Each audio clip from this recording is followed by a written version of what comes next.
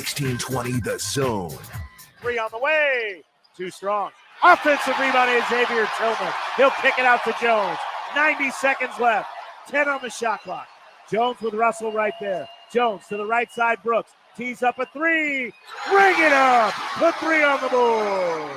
A second chance triple for the Grizz. Pushes the lead to 11. They do not want Miami to get much closer here as Portis going to launch the three and connects from the deep corner left. Another Michelob Ultra three for the Bucks, and that puts it back to a 17-point lead, a little more breathing room. And that's a new record in terms of three-pointers for Milwaukee in a playoff game. 115 to 109. Murray has the basketball. He gets bumped by Conley. Gets a pick from Nikola Jokic. Murray stops for three. 40! That's 40 in a playoff game for Jamal Murray. Nuggets lead at 119 to 109. Live from 50th and Capitol Avenue in the Big O. This is Mornings with Sharp and Handley on 1620 The Zone. 1620thezone.com and 1620 The Zone TV. Now here's Gary, Nick, and Jimmy.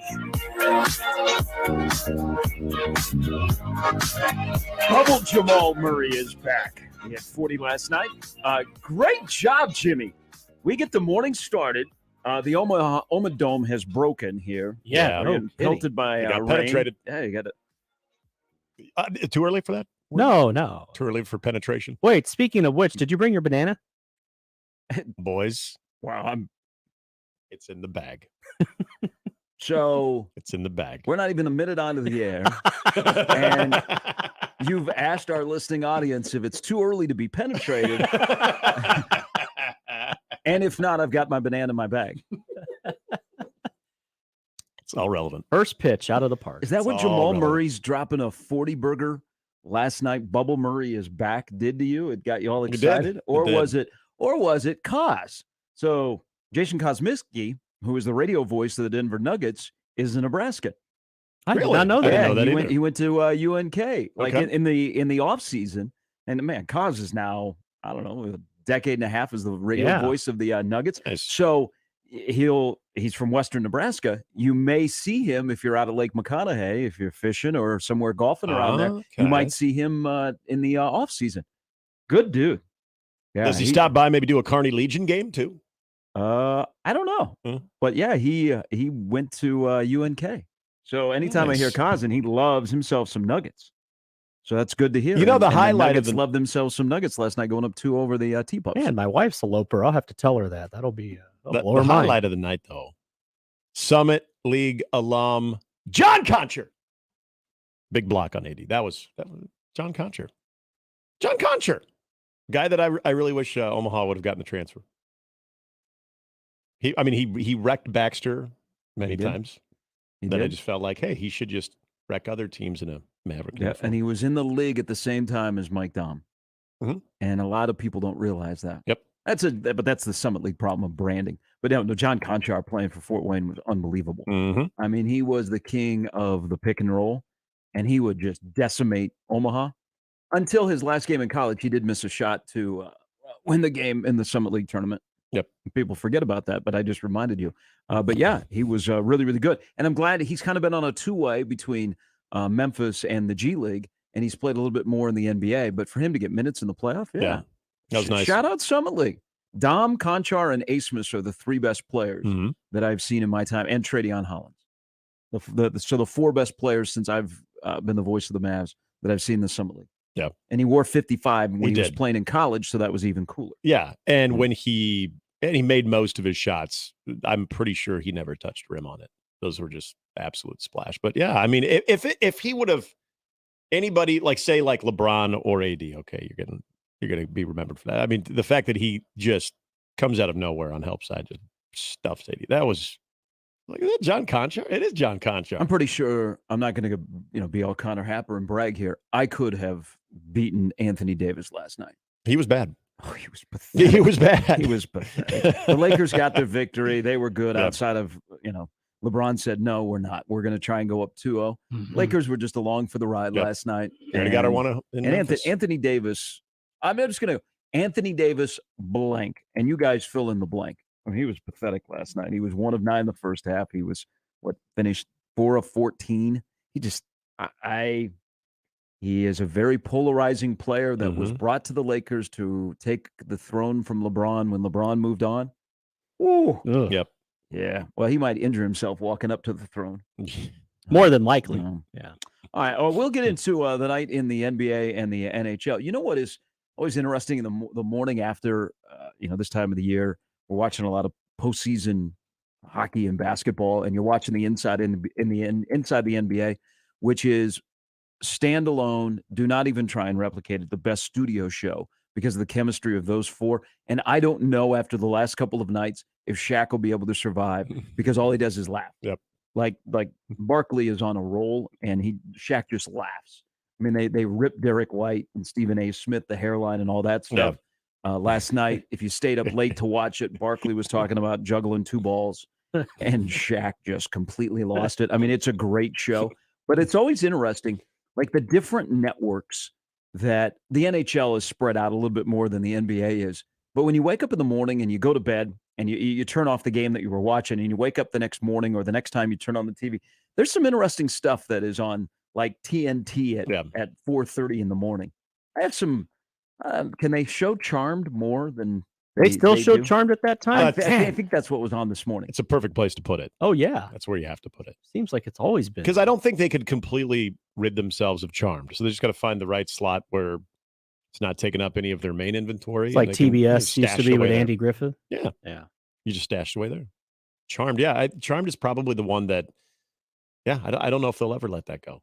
And I think you're right. I think it is Charmed that you would probably see on TNT right around between the hours of 4 a.m. and 5 a.m. Tiffany Amber Thiessen? Was she in Charmed? I don't think so, but she should have been. Alyssa Milano. It was her lookalike, Alyssa Milano. Her lookalike? Wait, what? Shannon Doherty was in it? Yeah, Shannon Doherty. Or was I thinking Tiffany? Shannon Doherty, who I'm thinking of. So I get them all mixed up. I think they're both. Doherty and Milano on all the brunettes look the same to me at one time. Alyssa Milano, Shannon Doherty, they all kind of look similar. I don't think they look anything like, other than their hair color. That's the point. I don't know if you have a certain type. They look very similar. Have you ever? I challenge. I'm on his side of the fence on like this a 23-year-old. You think those two look alike? Well, Shannon Doherty and they look. Milano. They're my type. Tiffany Amber Thiessen. Fine, they can be your type, but Tiffany Amber Thiessen was a little bit different. Yeah. Yeah, she had a quality that the other two did not have. She'll always be Kelly Kapowski. What was that quality? She was Kelly Kapowski. That is true. Yeah. There's only one Kelly Kapowski. Yeah, and if it's Game 7, she gets the start. Have you guys done the Shannon Doherty challenge? I don't know what that is. Shannon Doherty challenges. If you have not noticed this, just look at a picture of her or any images. Maybe you can, like the Kane Hackman theory. You are going to notice that I believe it's the left eye is way lower than the right eye. And it'll freak you out from now on. Once you notice it, it's one of those things you don't notice, and then someone points it out, and then you just can't look away. For instance, like last night, we were watching the Scherzer highlights of him getting tossed, and my wife goes, "Wait, what's going on with his eye?" I said, "Oh yeah, he's got it. He's not messing with you. He's not having one discolored contact. It's a genetic thing. He can see fine out of both. But then once you see that, you can't look away. But yes." Shannon Doherty has, I think it's the left eye is much lower than the right. And I know too many people, I'm one of them, that you just can't look past it after that. You're like, I did not know, like the late Stuart Scott had a lazy eye. Yes, somebody pointed that out. And so then that's all I just stared at him. So now you're going to have me staring at Shannon Doherty. Yep. I'm going to have to get TNT on the small TV here for you guys. Yeah. And you guys can break this down and analyze. I'm like, oh, there it is. Yeah. Yeah. That's the shit. And I didn't create that. It was called the Shannon Doherty Challenge. This was a while back. It was over a decade ago. And somebody brought this up to me. And they said, yeah, take the Shannon Doherty Challenge. I'm like, okay, this sounds intriguing. What is that? And it was just, you get excited and you find that out. I'm like, well, Shannon Doherty and Beverly Hills 90210. Did Shannon Doherty and Alyssa Milano feud on that show? I think so. I think everybody was feuding. I could probably count on one hand how many total minutes of Charmed I've watched. And I don't know if I could, it's probably more on the 1-2 fingers than it is the 3, 4, 5. You didn't fangirl? I did not. You didn't stan? No. I was a Who's the Boss Alyssa Milano fan, and I was a Shannon Doherty Beverly Hills 90210 fan. When they joined forces in Charmed, I think I was when beyond Sam, that. well past when Yeah. Sam had her bra. Yeah. No. Sam. Mona. Ed writes right away. I hope that gets a reaction. Not sure what you're all talking about. Rose McGowan for me for the win. Thank you. Hey, I was getting around to Yep. mentioning Rose McGowan. That is actually, that's a good one. All right. That's a good one. Believe it or not, the show has not already partaken on 420. I hope everyone overnight left milk and cookies out for Willie Nelson because it is 420, and the biggest story on the Today Show will be that California has too much weed. You know, They have too much supply. Can we acknowledge how far we've come as a state? In Nebraska? Yes. Is it legal yet? No. Did you see what happened in Lincoln yesterday? Go. All right. Can we celebrate the 1 year The law anniversary? enforcement would like to have a word Well, with you. that is actually true. The 1 year anniversary of all places, on 420, Snoop decides to perform in Lincoln. Yeah. Come on, folks. Be proud of that. Be proud of that on this 420. I don't know where he is today, Not in Lincoln. but he was in Lincoln last year. So Snoop, there has been chatter that he will show up for a Colorado game this fall and run with Ralphie. Really? Yeah. He will run with Ralphie before FPI's worst Power 5 team takes the field in Colorado.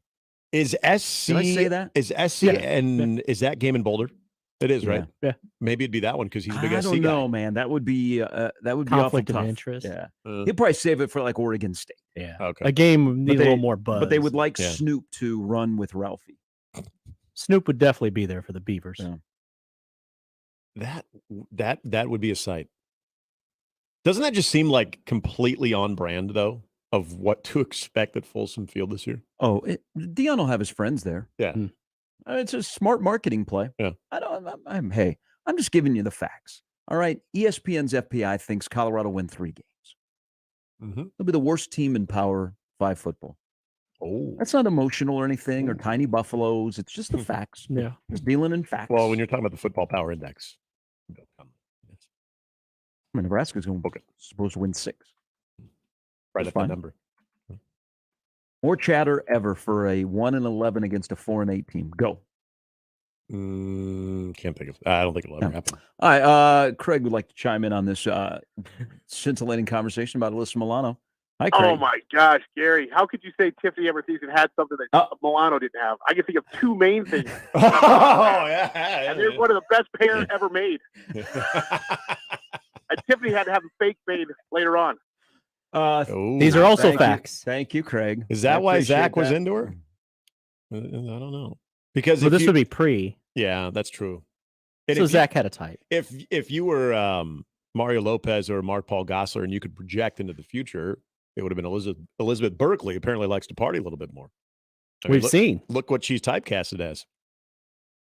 Well, at least in 2. Now, to be fair, and Craig is right, Alyssa Milano has grown on me. She was in some movies, Some stuff. that you would see past 10 o'clock on Cinemax. Or when you wake up on the Western Channel. yeah, that too. Yeah, she dabbled. Just saying. For example? Oh, I don't know the names of the movies. Oh, you just know that. I just know that she was. She was at one time called Kimmy in a movie. Perhaps. Or Lily, or Margot, or Margot, Francesca, or Suzanne, Francesca. That's fun to say. or Cindy, or Allegra. Cindy. with an Allegra? S. Yeah. So here's my thing with Alyssa Milano, real quick.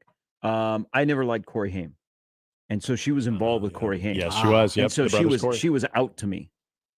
Like when I was on the market and I was looking, I said, "You're gonna mess with him. You're not messing with the G." Now, what if she was rolling with Feldman? Cross her off. Well, she was with Corey Feldman, as opposed to Corey Haim. I don't know. Then she got involved with PETA. Yeah, oh, She's that's got- right. Yeah, yeah. that's right. She's gotten older. She's moved up my list. Now she's not number 1 on my pass list. Yeah. You know, she will never replace who's number 1, but she's close. She has worked her way like into the top 15. I got to say, Tiffany Amber Thiessen was probably up there on my list. I mean, they're all the same age. What Alyssa Milano's 50 now? I think Tiffany Amber Yeah. Thiessen might be 50. I think she just turned 50. That sounds right. It's just a number. Man, part of me just died inside. Then I remember how old I am, and it's like, wait, where'd the time go? Well, it's this weird thing about life, Jimmy. Oh, Like, afraid you'd say. Tomorrow Tell you're us, going to be a Uncle day Gary. older. Then the next day you're going to be a day older. And if you're partaking 420, you're trying to stop all of that. Yes, you are. Yeah. Keep the party going. So welcome in, everybody. 22 past the hour. We are a week away from the NFL draft, which is just south of here in Kansas City. Eric Edholm is going to join us, who is the godfather of the draft on 1620 The Zone. He knows the ins and the outs, and so we got questions for him. He'll join us a little bit later. Steve Sipple will stop by, which leads me to a really good discussion today. And it's not Sipple related, but on 420, which media member in Nebraska would you like to spend the day with? This is a great question. Or sports figure you would like to spend the day with on 420? What are you getting at when you say it brings me? If you mention Steve Sipple, then it brings me to this conversation. I don't know if Sip has ever celebrated a 420. So you got to understand that I knew Sipple when little Sip was a little bit younger. Mm. So when he was not really attached, and he was covering horse racing and boxing. He's a social guy. Oh, I mean, he might be at a bar right outside of State Fair Park. You know who I would actually say? I have a name right now. Okay, it's very unassuming too, but he spent a lot of time on the West Coast. Still goes to Oregon a lot. Michael Bruns. Ooh, that would be a good call. Yeah. The media member or sports figure you'd like to spend 420 with? Brunsey. Nicest guy in the world. Good. I'm just a great dude, but a lot of West Coast ties. Right. A little bit more of a laid-back approach. Brian Edwards would be one of those guys that would fit on this list. He will join us as well. Let's get him fired up about Florida. And ask us anything. Your chance to win a gift card for Oscar's Pizza and Grill. If you can't do it right on this day, I don't know what to say. Mm-hmm. It's just a day. Just like tomorrow will be just a day. And then Saturday will be a spring game. Mm-hmm. And it'll be Earth Day. Just find and the weather is crappy. And all the Californians that are coming to visit Nebraska this weekend are going to be upset because the weather is not great. And they'll probably go somewhere else because we live in the Midwest and we got bad weather. Damn rule. This is not his fault. Osborne, Solich. Get in your questions for Ask Us Anything at Jimmy at 1620thezone.com. We'll do that in the last hour. So speaking of Frank Solich, so I did notice, I believe it was Lauren, who is the sports director at Channel 8 KLKN in Lincoln, where Rod Fowler is still on the desk. He was living in Lincoln when that station debuted. Rod Fowler is still the main anchor. That would have been when you were? This is probably like 98. Wow. They've been around for That's about impressive. 22, 23 years, I think. Maybe a little bit longer than that. That's impressive. So I guess maybe 25 years. Yeah. Yeah. I mean, I knew Matt Kelly, Dari Noka. Yeah. A guy, sports guys that have worked there when I was. Sometimes when you I didn't realize Dari was a. you Lincoln find guy. a home, you find a home. Yeah. Dari and I were roommates. Okay. In Lincoln. I did know that. So Rod Fowler is still there, but I saw that their new sports director, she tweeted out a picture that Barry's has a sign up welcoming Frank Solich to Lincoln. Do you think that Coach Solich, who was known to frequent Barry's back in the day, when it was the real Barry's? I'm sorry, I know that. It's fancy now. I know, and see that's the problem. Bougie. Like you places that you grew up with that were joints. Yeah. That your feet stuck to the floor. Yeah. Like I like that joints. You go from 420, but you go from joints to like restaurants or joints to, dare I say, I don't know, even sports bar. If you're going for like when I think, hey, we're going to go check out this joint, I always think of just a local watering hole establishment. Well, okay. So the watering hole is a prime example. So Barry's back in the day, I mean, it wasn't owned by a corporation. Mm-hmm. It's owned now by the people, I believe, that own Harpo's down in Columbia, which is a great college bar. Yep. Still weird to go to Harpo's in Columbia and the Big 8 and Big 12 helmets are no longer on the wall. It's SEC helmets. But Barry's back in the day was a joint. And there was nothing really fancy about it. It was just a place you went to get a beer and see a Nebraska coach. This was before the days of cell phones and viral video. And so Charlie McBride, Frank Solich would be in there. Danny Nee would try and do his radio show at the Devaney Center. They would have a beer waiting for him at Barry's, and Danny would try and make it to Barry's before Kent signed off the air.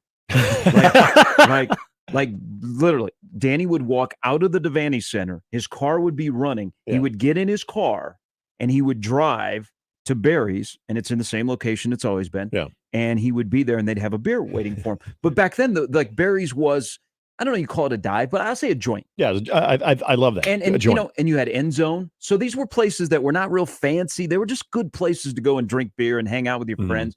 But at Barry's, you could go there and you would pop into coaches, and no one thought twice about talking to them, or coaches just, you know, having a good old time.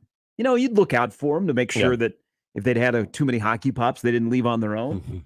But, you know, it's just it was, oh, hey, there's the basketball coach standing right there. Yeah. Nowadays, so Barry's is a little bit different. You know, they've expanded it, and it's still a fun place to go. It violates all the laws of drinking that I had when I left college. Is I'm never going to stand in line to get into a bar. I'm never going to pay a cover unless I'm seeing Skinner music, and I'm not going to stand in line. This is great life advice, kids. I'm not joking. This is great. So when you're in college, okay, I'm going to go to the bar that's got a line outside because, man, there must be women in there, and it's going to be great. And you walk by, you hear the house beat. You know what? I'm going to tell you this. Awesome. I'm going to tell you this. There are places that will just hire people to stand out front. That will stand out front so it looks like it's busy. So I said, okay, once I get out of college, I'm not standing in line to get into a bar, and I'm not paying a cover. Yeah. Because back then when you're in college, you're like, hey, $5, I don't care. I'll pay $5 to get in. So it's the place to be. So Barry's always has a line. Like Barry's is always busy. Yeah. And I've been there quite a few times, but like game day, it's just way too many people. But back in the day when Barry's was the original Barry's, you know, you'd see coaches and stuff, and Coach Solich would be one of them. So I thought it was ironic that they have a sign hanging on Barry's to welcome Coach back to town. Now, I don't know if he still gets after it. You know, he may or may not, but he liked Lincoln, and Lincoln loved him back. And so I don't know if he'll go in there. But there's another place. So talk about joints that all of a sudden either they shift hands with management or ownership, and then they think, well, we got to clean it up. The Watering Hole is one of those places. Now, that was a dive. A perfect dive. But wonderful. Amazing best wings in town. Greasy, amazing wings. Yes. You could take one of your wings, one of the bones, and throw it underneath the booth, and you would come back like a year and a half later, and it would still be there. And it was like, this is awesome. This is a great place. And then when I moved away, the floors were wet. Oh, well, your feet. They were wet. So I judge if it's a good joint or not if your feet stick to the floor. Yes. Okay. So I moved away, and I came back to visit 1 year, and it was our good friend Schmitty down in Lincoln. Yep. And he said, hey, I know you love the Watering Hole. You got to see this. And so we went to the Watering Hole, and I walked in, and I was like, wow, what happened? Because it was like nice. They had cleaned it up. Now the wings are the same, but I was like, thank goodness. Yeah. Okay. Like I feel out of place here. I went I feel like a baker in this. I'm trying to remember when the heck it was. It wasn't that long ago, but it was pre-COVID, but not that, probably 2018, before a baseball game. Went out there because they're playing a night game. And yeah, it definitely looked different, but it'd been a while since I'd been to it when I would go visit my buddies up there in Lincoln in college. And I mean, that's, you're talking late 90s. And that was the first thing I remembered is one of my friends who'd been going to Lincoln for a couple of years. He's like, yeah, we're going to go get wings. And he goes, this place is amazing. And I remember walking in, and the first thing I noticed was, I don't even think my feet stuck. It was just really wet. I'm like, why the floor's wet? They're like, it's just how it is. I'm like, oh, okay. But I remember the wings coming out, and I mean, slip. they were some of the most delicious yet greasy wings, but God, I wanted more. They were so good. And the good thing is, if I remember correctly, when I had it at the more upgraded version of it, the wings were still very good. But it was definitely not the type of place I remember.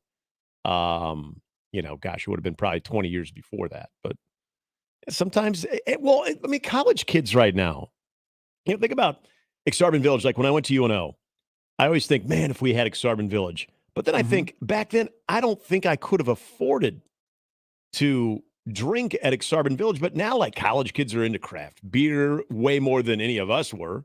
Like, they're into a little bit of the finer things when it comes to, enjoying your 21 and over freedom. Like Bud Select or something. Yeah. Like, I mean, I think the only craft beer I ever had was Guinness. I'm like, why does this look like oil? I just, you didn't really drink that because it was expensive. Now, I mean, college kids are like, yeah, let's go to Kincaidor. Like, I couldn't afford that when I was in college. So I don't know. Let's go to Kincaidor, but first let's stop at Woolner's and go grocery shopping. Right. You're like, dang, Yeah. Mom and Dad got a lot of cash. They got milk on sale for $5. Let's go. All right, so Frank Solich is back this weekend. He is going to be back in town, I think, today. He's doing some media availability on Friday afternoon, and then at halftime, they are going to honor Frank, and his entire family is going to be here. So they're going to honor Frank at halftime. It's not like they're going to set him up on the concourse and he's going to sign autographs. Right. That would be the most. But I think it will be. Awkward. They will do a very classy video presentation for Frank and his family, and there'll be quite a few former players that will be back.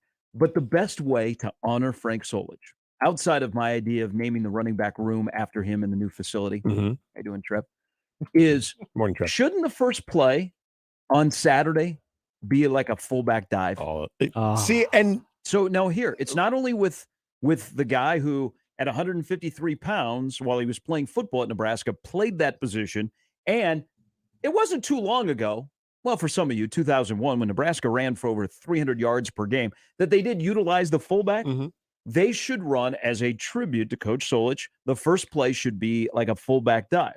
Now, who would run the ball as the fullback? That's up in the air. Maybe Heinrich Harburg. Gabe Ervin. Maybe Heinrich Harburg as a fullback. Anybody think about that? Or in the fall, if you're going to have, and this is legit, Nebraska's going to have a fullback camp.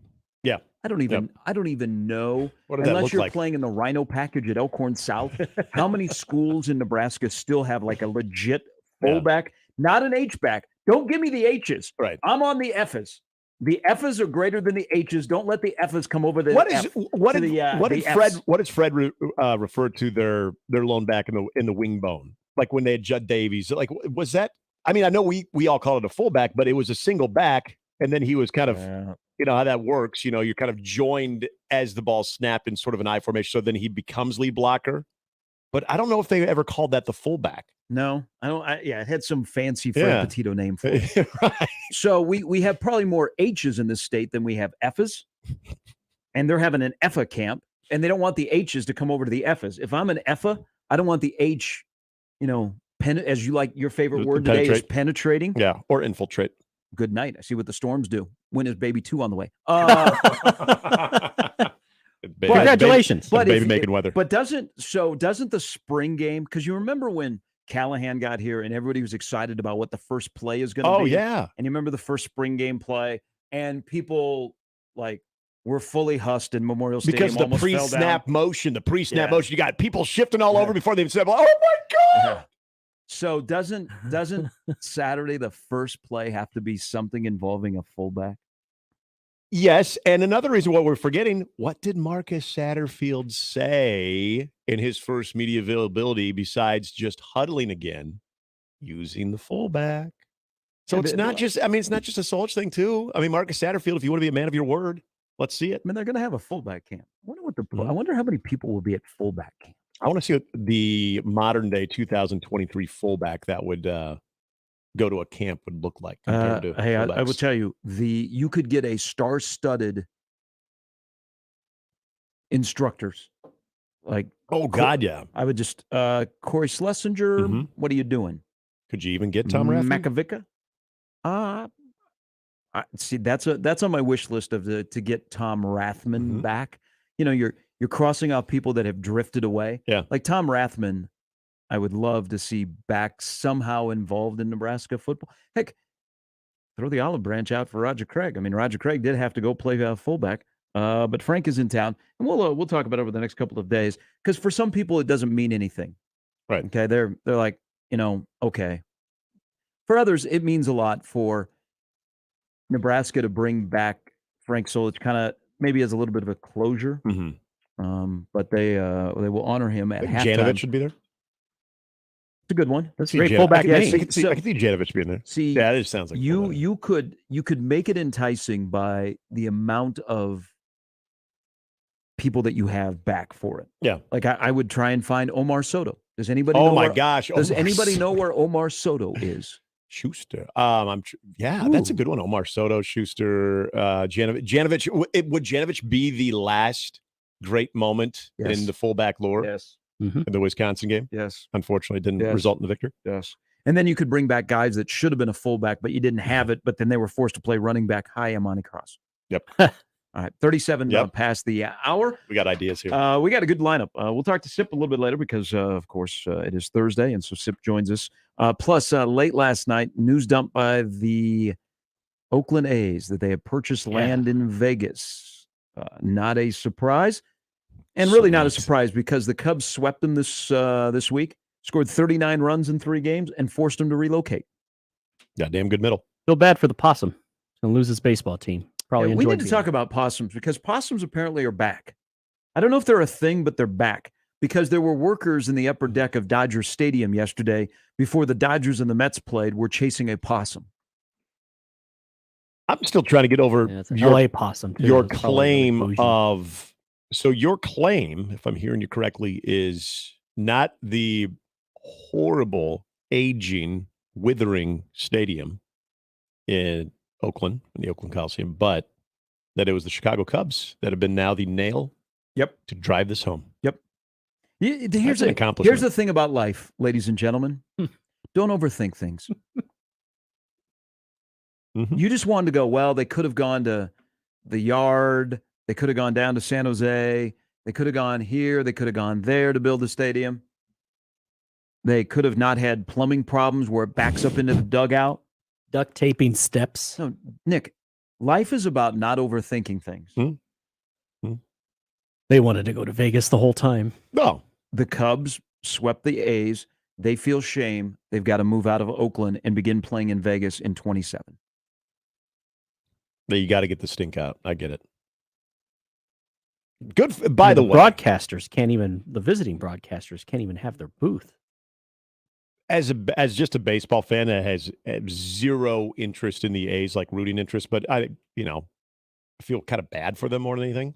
So excited for them.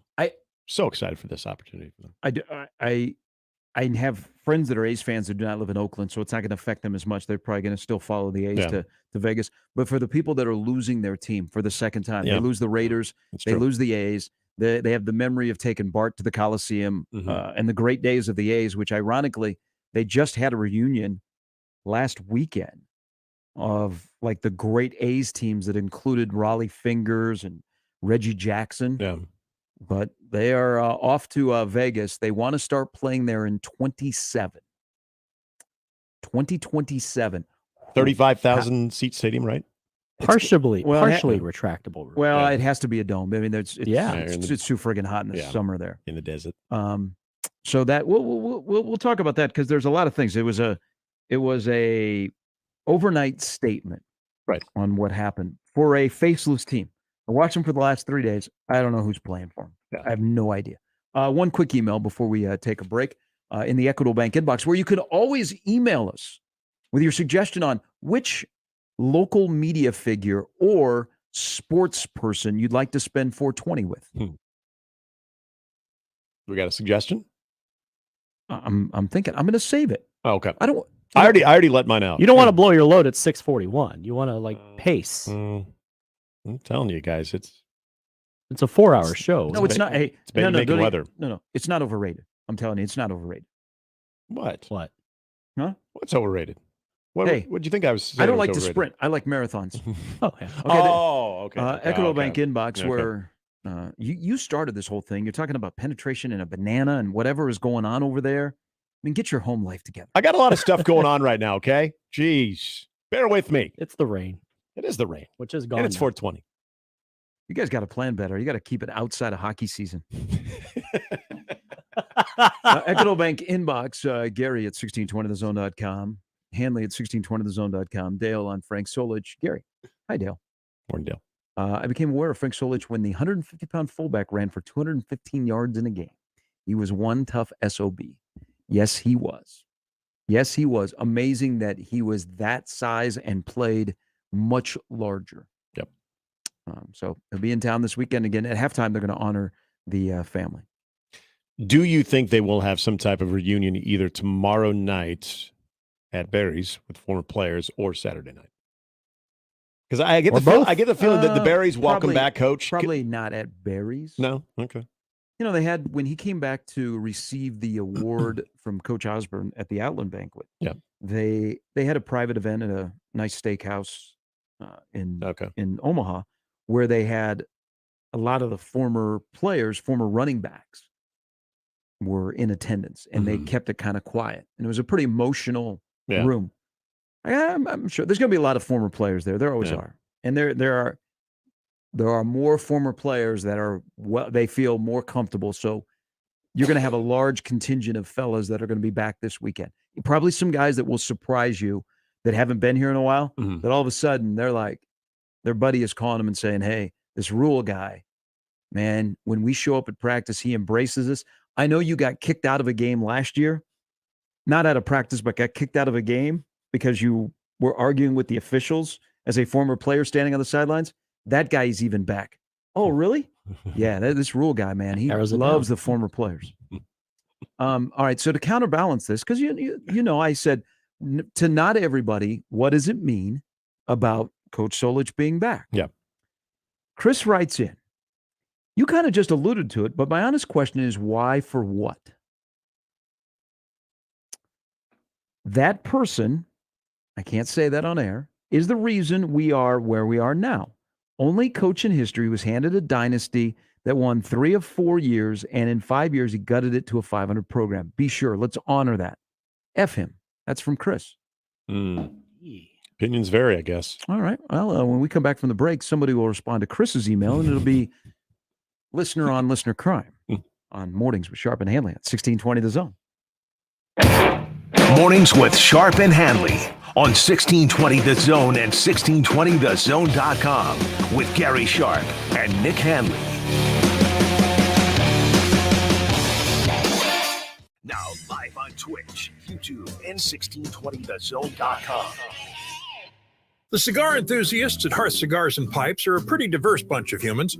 Some enjoy an adult beverage or two, others pass the time with a competitive yet friendly game of dominoes. Still others enjoy shooting some pool downstairs, while more than a few are just satisfied with each other's company. The common thread with all of them is the awesomeness that is their favorite cigar from the humidor.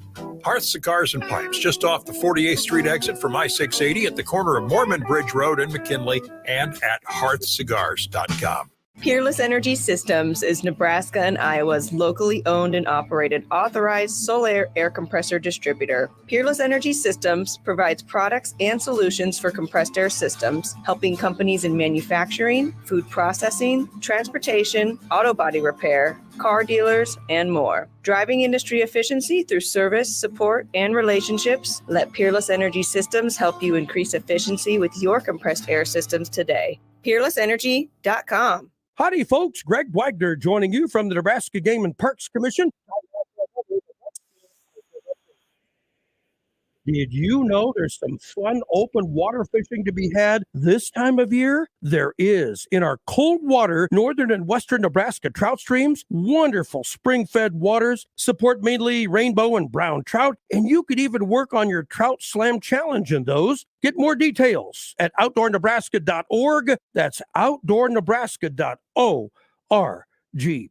Turning to the state parks, there's nature to experience.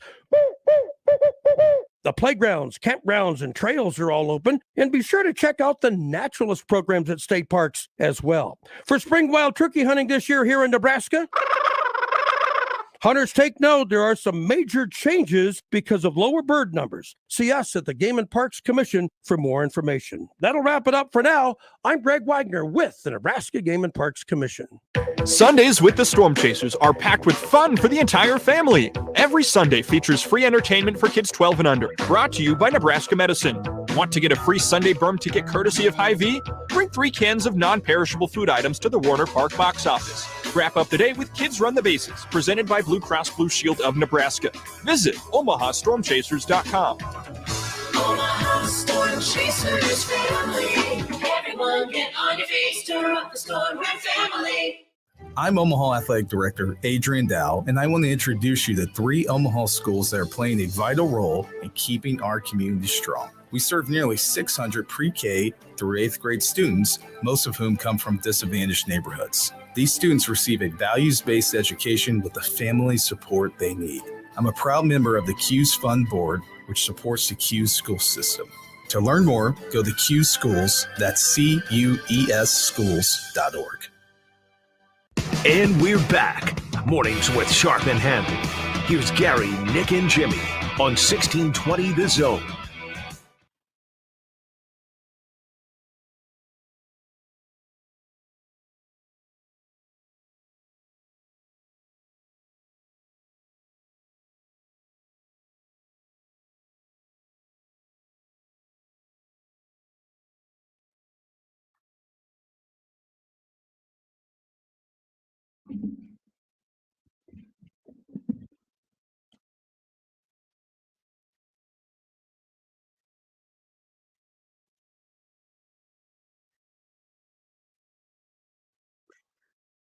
Welcome back in. Mornings with Sharp and Handley. What day is it? Thursday. Okay. Thursday after a night of soaking rain into the morning where it's still raining outside here in the Big O. It'll be a little bit chilly for the spring game. Going to be about 49 at kickoff. It's not going to go up very much because the front is going to stay south of here. Windy. Good day to run the ball. Yes. And probably a quick game. Yep. I'm not saying quick game like in the passing, but probably a quick It'll be efficient. It'll move well. So we are, I think we're officially in college football off-season mode because projections are coming out, totals are being put out, lines are being set. The next thing in the next month will be TV networks and kick times. And before you know it, fall camp will be here and we will be right into college football season. I still believe that college football can become a year-round thing. Now, it's got to get some oomph from the national people, like year-round shows. You know, and the NFL dominates the conversation year-round, and rightfully so. And ESPN is smart. They know where the bread is buttered. They give you some NFL. They give you some NBA. I would just like to have them have college football year-round. But I think we've now started to make the transition into college football off-season, especially if you're like a Royals fan and you're 4-14 and you've only led for 12 innings all year at home. Wow. Connor conceded, by the way, yesterday. I was very surprised. Yeah, he conceded. Yeah, that was a winless homestand. Mm-hmm. And now they go they go on the road to face the Angels and the D-backs. And while that's all going on, the draft is in Kansas City. Yeah. And what happens? Then you have workouts, OTAs, and football becomes a discussion in Kansas City. I mean, it's only the 4th time in the last 18 years that the Royals have started 4-14, so it's not like it happens all the time. Yes, that would shock some people, but yes, that is very true. So this just popped into my my email from 24/7. So they have done. Good morning, 24/7. The Big Ten football predictions. So let's scroll down. Boy, Northwestern. Remember when they won a couple of Big Ten division titles? Well, and remember, it was always the bounce back year, that cycle that you could pretty much set your watch to with Fitz. They're going to have more guys drafted than they won games. Yeah. At least Nebraska won more games than they got guys drafted. I kind of want Skorowski as a Chicago Bear, by the way, speaking of Northwestern, but conversation for a different day. So they project Northwestern 2-10. I think FBI had them like 4 wins. Yeah. Yes. Minnesota 8-4. Purdue 4-8. Wisconsin 10-2. They love them some Luke Fickell. They have. It's going to be wild. They to have watch. Wisconsin losing just to Ohio State and at Minnesota. They've got Iowa going 9-3. Okay. And then you get to Nebraska. So FPI has Nebraska essentially 6-6. 24/7 has Nebraska 7-5. Okay. 5-4 in the conference. Losing their first two games of the year at Minnesota and at Colorado. Oh. And then winning their next two, Northern Illinois, Louisiana Tech, before that huge game against Michigan. The stretch of the back-to-back of Michigan, Illinois will be quite interesting. End of September, and then the first weekend in October, you have to go to Champaign. The only other, they have them losing at Michigan State, and they have them losing at Wisconsin, but they have them beating Iowa. Nebraska's win of the year comes Friday after Thanksgiving when the Huskers keep the Hawkeyes from their 10th victory. And because Iowa does not score enough points, Brian Ferentz is fired immediately in the locker room at Memorial Stadium. Which is the scenario you laid out several weeks ago. So that would be wild. So they got them 5-4 in the conference. I was looking at Wisconsin's schedule, by the way. Any football in December is a success. It is. They got Ohio State, by the way. One quick thing here. Ohio State 11-1. They got Michigan at. They got Michigan 11-1 as well, but they have the winner of that game being Michigan. The Wisconsin non-con, if anybody was wondering about that number at 10. Buffalo, Washington State, and Georgia Southern. But the crossovers other than Ohio State. But the Washington State game is Rutgers in Indiana. Is in Pullman, right? Should be. Yes, it is. Return game. Yeah, that is a return game. Okay, so that's sneaky. So there is this is a Wisconsin thing. Maybe it's just a Paul Chryst thing. There's that one little weird non-con where they either get beat or they don't play really well, and you go, "What?" The BYU rolls into Camp Randall and wins a football game, or Washington State last year. Right. That was the end of Paul Chryst when they got beat by Washington State at. That is true. We are in full mode of the offseason in college football, and that is not a bad thing. We'll tell you that. All right, coming up in the next hour, we'll get an update from Jimmy, get you updated on everything that happened on the ice and on the hard court last night. Dylan Brooks and the Memphis Grizzlies, who for a team that has not done much, they like to flap their gums. He went after LeBron. I don't know if he saw LeBron's stat line, but he went after LeBron, called him old. Yep. I don't know, a guy that was 38 years old went 28-12 last night. But in all fairness, he said until you go off for 40 against him, he's not going to respect you. Okay. Does he not know playoff LeBron? LeBron is more likely to do that now in Game 3 after those comments. And also, we will get into, have you ever sworn on your kids' lives? Oh. I have not yet. Like you get caught and you say, I swear on my kids' lives I didn't do it. I've not done that yet. I have said I swear on my mother's grave. Okay, what is more this is more powerful, swearing on your mother's grave or swearing on your kids' lives? Because Max Scherzer went there yesterday after he got caught. Which, by the way, Angeles. I'm on Team Max on this one. I am too. Because as he was explaining this, first of all, I totally agree with him when he says he'd have to be an absolute idiot to knowing how much they check, and especially checking Max Scherzer, how much they check him, that he would actually use anything outside of rosin. So I don't know. I'm assuming this has happened to all of us at some point where, I don't know, you might be outside, you might mowing or whatever, and you wash your hands. And for whatever reason, whatever you had on your hands, whether you were, pushing the lawnmower or anything that you didn't even realize, you wash your hands right away. And all of a sudden, the soap or whatever, it just gets sticky. And then as you sweat more, it becomes more sticky.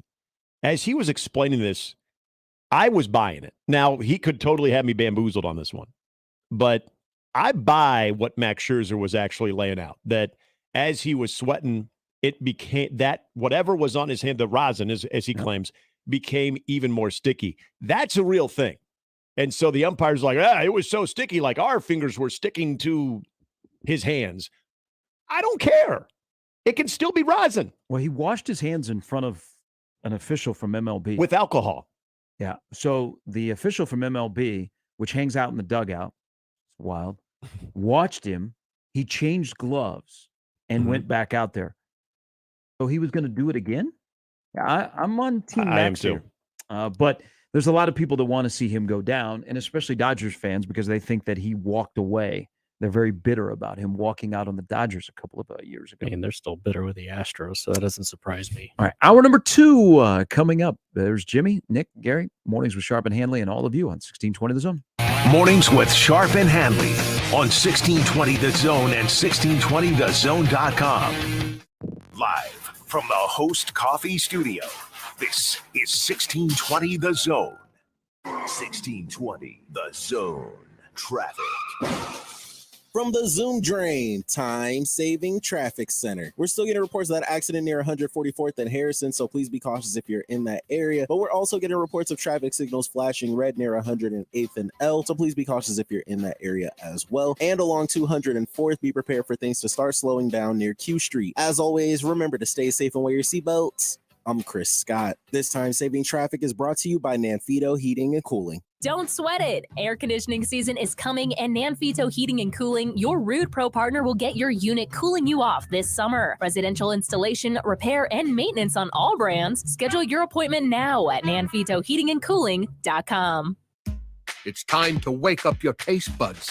Introducing my new Fiesta Line Chicken Pizza. Spicy taco sauce, generous amounts of chicken, green peppers, onions, jalapenos, mounds of cheddar and mozzarella cheese, and finished with a tangy lime sprinkle. Add your favorite one-topping pizza and my sweet cinnamon monkey bread. Fiesta Feast. Now that's a fiesta for your mouth.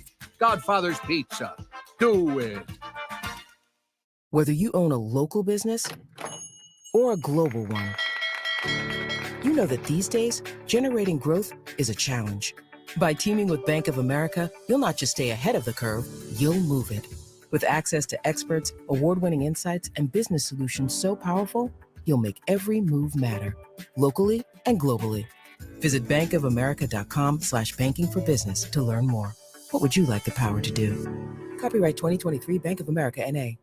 People do some pretty cool things in their 40s and 50s. Why should saving for retirement be any different? I mean, they go back to college, learn new instruments, start skateboarding. Whoa! Okay, maybe that one's not for everybody, but saving for retirement is. With aceyourretirement.org, you can get on track with your retirement savings no matter your age. Just have a 3-minute chat with Avo, the friendly digital retirement coach from AARP. You'll get personalized recommendations based on your input that are easy to understand and work with your lifestyle. It's quick, easy, and free. Plus, it's sponsored by AARP, so you know they got your back. Woohoo! Snarly move, Dad. Thanks, sweetie. So wherever you are in your retirement savings journey, head to aceyourretirement.org and start chatting with Avo today. That's aceyourretirement.org. A message from AARP and the Ad Council. PACE, Police Athletics for Community Engagement Organization, is dedicated to preventing at-risk and disadvantaged inner-city children from becoming involved in street gangs, crime, drug use, and victimization. Last year, PACE served over 5,000 area kids with wholesome competition and free participation in soccer, baseball, CrossFit, and flag football. To help PACE and local families make sure kids have access to safe and fun spring and summer activities, please go to paceomaha.org to support the PACE mission. Thank you. Tickets for less. Best seats, best prices, no per-ticket fees. Ticketsforless.com. KOZN Bellevue, Omaha, Council Bluffs. This is 1620 The Zone. Now back to Mornings with Sharp and Handley on 1620 The Zone.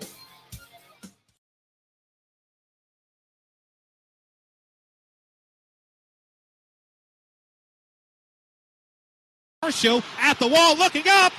See you later! 3-run home run for Jeremy Pena, his third long ball of the season. And the Astros have broken this one open. It's 8-1. Here's the 1-2. Line drive smoked into right center field for a base hit. Swanson rounds third. He's coming home. He's going to score. Cubs strike first. A 1-0 lead over the A's on the RBI double by Ian Happ. The 1-2. Wisdom hits one in the air, deep right field. Going back is Capel at the track, looks up, it bounces off the wall. Happ scores. Bellinger on his way to third. He rounds third. He's coming home. Here comes the throw. It's cut off. Bellinger scores. A 2-run triple for Patrick Wisdom. And the Cubs now up 5-2 over the A's here in the sixth. Pop-ups, that is. Here's the pitch to Hosmer. Hits one in the air. Deep left center field. Going back, Ruiz at the track. He looks up. This is gone. Eric Hosmer, a home run the other way. And the Cubs extend the lead, now up 7-2 over the A's here in the eighth. For Hosmer, that's his first home run as a Cub. All right, welcome back to this hour. It's brought to you by Benny's Beverage Depot. It's like, whoa, this is ESPN 1000 in Chicago. If you listen to the Cubs games, that is a major, Cubs on radio or TV. Benny's is a huge sponsor. Look at that. Cubs sweep the A's. There was more highlights. It's just they're so long. Hey, 12-2 And yet you could not get to Jose Ramirez home run. It wasn't loaded on the thing that we get our audio from. Justin Steele. That highlight was brought to you by Portillo's. I haven't heard. I've not heard Portillo's as a sponsor this year. That's probably that other team in Chicago that plays on the South that side. seems like a South Side thing. Yeah. All right. We also did not hear. So the Mariners, who, by the way, the Brewers, the Pirates and the Brewers and the Rangers, nice little start. Mm-hmm. So the Brewers win a series in Seattle. Do you see what the Mariners now have for their home run celebration? Which one is this? Cup of coffee. So the Orioles have the beer dong. Yep. The Mariners, Mariners have the Trident. Oh, okay. Yeah. So I want like Dave Sims to say, Julio, did you just kill a man with a Trident? Where did you get that? That is amazing. Yes. Welcome back in. Hour number 2. I was thinking our discussion last hour about Frank Solich, and thank you to a friend. He has let me know that they are having a reception tomorrow night. All the former players that played for Frank Solich and coaches that coached with him at Memorial Stadium, they're going to have a celebration. So it's going to be a great weekend. Yeah. You know this, Frank will be very emotional. But this got me to think, because of who this email came from. I don't want to be attacked by the Matt Verzals and the Rob Zadiskas out in the parking lot after the show. That would not be good. But are the fullbacks that have played at Nebraska like the smartest people? Judd Davies is he's in the medical field. So look at the medical professionals of recent. You have Judd Davies, Dane Todd. Oh, yeah, Dane Todd. Good call. Joe Makovica. Mm-hmm. Willie Miller. Yep. Okay, you have great story on Willie Miller. You have coaches. Tim Young runs the Creighton Prep football program. Mm-hmm. Won a state championship at Gross. One of, and this is going way back before any of us were born, George Sauer played fullback at Nebraska, went on to be the general manager of the New York Titans. They would become the New York Jets, and he actually is the guy responsible for bringing Joe Namath to New York. Dick Smarts. Okay, so are the fullbacks the smartest? Now, we might be sucking up here a little bit, because I think would I want the fullback protecting me if I got into a fight and I got attacked by an offensive lineman because I'm disrespecting the offensive lineman? You could do a lot worse, sure. Okay, so are the fullbacks the smartest person on the field? With those examples, it's hard for me to say they're not. Why don't we save this question, and then you, Nick, ask Burrs that tomorrow? Yeah. So coming Monday, we'll have a new co-host. Stay tuned to see who it is. Mornings with Sharp and Friend. This would be a good drive. This would be a good drive-by. Like, just drop it on a few players on Twitter, but make sure you tag like whoever is the most active former fullback. Yeah. And there's a lot more former offensive linemen that are on Twitter. Yep. You know, from Burrs to Dr. Z, Searles. But just drop it there and then run away and let them for like 5-6 hours just go at each other. Yep. Look, just asking a question is all. Not hinting at anything. And then, you know, eventually curious. Eventually it would get to comparing like checking accounts. Yeah. Oh, yeah. Oh, yeah, there'd be a lot of flexing. There'd be a lot of different flexing going on. We'd get Makovica would drop in and he'd go, "Hey, Rob, I know you're a doctor, but have you looked around town?" Yeah. I mean, this is what you're going to find in Omaha. You're going to find a Scooters, a nail salon, and a Makovica physical How therapy many place. PT buildings do you have? Yeah. Exactly. I could sponsor schools because of this. Come on. All right, so save that question for tomorrow, and that's the first thing that you should ask. Okay, I will. Noted. Yeah. Matt Rule, with the spring game coming up on Saturday, I've said this from the jump. The best case scenario for Nebraska in going into the offseason is that Jeff Sims has a huge day, like a huge game. There is no question on who the starting quarterback is going to be in the fall at Nebraska. Jeff Sims looks good, and he plays well. He completes passes. He runs the offense. You get to see him run a little bit, and you go, okay, I feel pretty good. There's also part of this, and it may be from the national perspective about Nebraska's quarterback position, or it may, and I'm asking both of you guys and our listeners at 951-1620, maybe it's the perception of Jeff Sims. But is he like completely ignored? And I give you this because I was listening to a podcast yesterday, and it was a good podcast. It was a segment about the Big Ten. Mm-hmm. And so they were rattling off the transfer quarterbacks. And this is going to be the year of the transfer quarterback in the West Division. Cade McNamara at Iowa. I'm a big Cade McNamara fan. Hudson Card is at Purdue, came from Texas. You got Tanner Mordecai, who is at Wisconsin. Mm-hmm. You're also going to have, at Illinois, you are going to have Luke Altmaier, who, transferred from Ole Miss when he lost the starting job to Dart last year. So the West Division is going to be chock full of transfer quarterbacks. But one guy that doesn't get mentioned, Jeff Sims. Is that because people are not sure if it's going to be Jeff Sims that's going to be the starting quarterback, or they think so poorly of Jeff Sims? It can't be that, because Luke Altmaier at Illinois, he threw 17 passes. 13 were against Central Arkansas. Okay?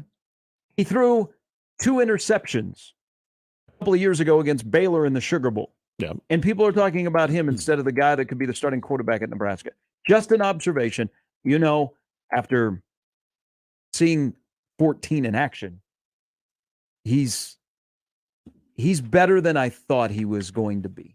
I think on the outside, the first part you brought up is the case, and that is they don't know if he's going to be the guy.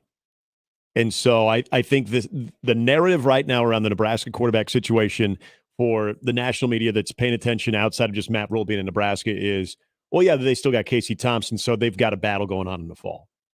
And so I'm not really going to put all my stock into a transfer quarterback from Georgia Tech if I don't even know he's going to win the job. Now, does he get mentioned? In some publications, he'll get mentioned. But as far as the main narrative around the Big Ten West and the quarterbacks that are going to, like I said, I'm a huge Cade McNamara fan. Hudson Card, I think the fact that he came from Texas probably gives him a little bit more spotlight than probably he needs. But I think, with that narrative of the Big Ten West and the amount of transfer quarterbacks, the fact that there are a lot of people outside of the local conversation are not convinced that Jeff Sims is going to be the starting quarterback. So I think that's why it's not discussed as much, because Cade McNamara is going to be the guy there. Hudson Card is going to be the guy at Purdue. And Mordecai at Wisconsin. Maybe it's also this. And so I saw Rule's interview on BTN, and he's been this way really kind of since he got a deep dive into their personnel. He said that, again, the running back room is as deep as he's ever had. Now, another guy, it would probably calm some people to see Gabe Ervin be Gabe Ervin. Follow up all the chatter that's happened this spring. Yeah. Gabe Ervin right now is running back 1. And there's not really, Gabe Ervin is legit. That's not just lip service by Rule, but there is Anthony Grant. And he, Anthony Grant got off to a little bit of a slow start because he was suspended. Right. Then he's been back. Matt Rule has kind of gone a little bit out of his way to always bring up Grant when he's talking about the running back room. But on BTN, he talked about that is the strength of this team, the running back room. And if you went Ervin, Grant, Allen, And then it always seems like you're forced to say Ramir Johnson. Yeah. Even though I don't know what Ramir's role is going to be. He's become quite the mystery guy. Yeah.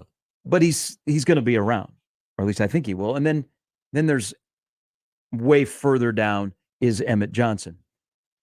Maybe it also in this discussion about really nobody saying anything about Nebraska's quarterback position. They haven't talked a lot about quarterbacks this spring, which is crazy to think. Yeah. Because usually in spring ball, when you have a semi-opening, quarterbacks rule the world. I mean, if you had a legit quarterback battle, that usually draws more people into put butts in seats. Yep. But they haven't really, and Sims has talked and Harburg has talked and Satterfield has spoken, but it doesn't seem like it's been a lot of quarterback chatter this spring. Like just in depth, this is what's going on with the quarterbacks. It just hasn't. You're right. And which is I think it's kind of odd. I think it's intentional too. And we kind of got on this topic a week ago with the narrative around the quarterback position. And if you kind of listen to Satterfield talk, if you listen to Matt Rule talk, they don't bring it up a lot. Like they're quick to heap praise on running back, or, Matt Rule is continuing to try to defend the offensive line and really pointing guys out and the things that they've done and talking about the position coaches that are, doing a good job with them. When quarterback is brought up, it is interesting because it's acknowledged.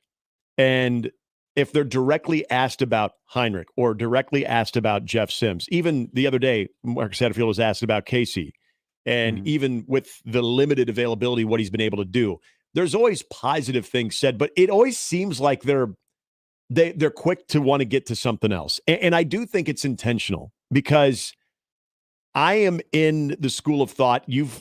I'll give you credit because I think you kind of called this from day one, or at least you were leaning toward this to day one, that Jeff Sims very well could be the guy. I think they know that, but I also think they're trying to keep that interest as far as that quarterback room and Casey and other guys, that they don't want that to be sort of the public narrative right now, even though it's starting to kind of become maybe the worst kept secret. I just feel like it's by design not to put a lot of that spotlight on it, because I also think if you legitimately had, or what you anticipate would be, a major competition for QB1, it would be discussed a lot more of, yep, the guys are getting equal reps. Boy, these guys are just pushing each other. And man, wait till Casey is fully cleared. Then we've got another element to this battle. Like, I feel like you're probably publicizing that a lot more, because then the narrative goes into the offseason that you've got this full-blown quarterback competition, but they've got, 2 or 3 capable guys that they feel can lead this team. And that's how this team is going to eventually come together. The fact that they haven't, and I think intentionally haven't, I think means that they know what direction they're going. There also may be another element of this. The biggest story out of the quarterback room this year is Harburg. Mm-hmm.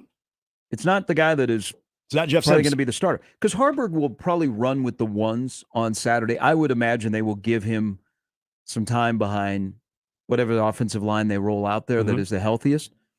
But that's like the story.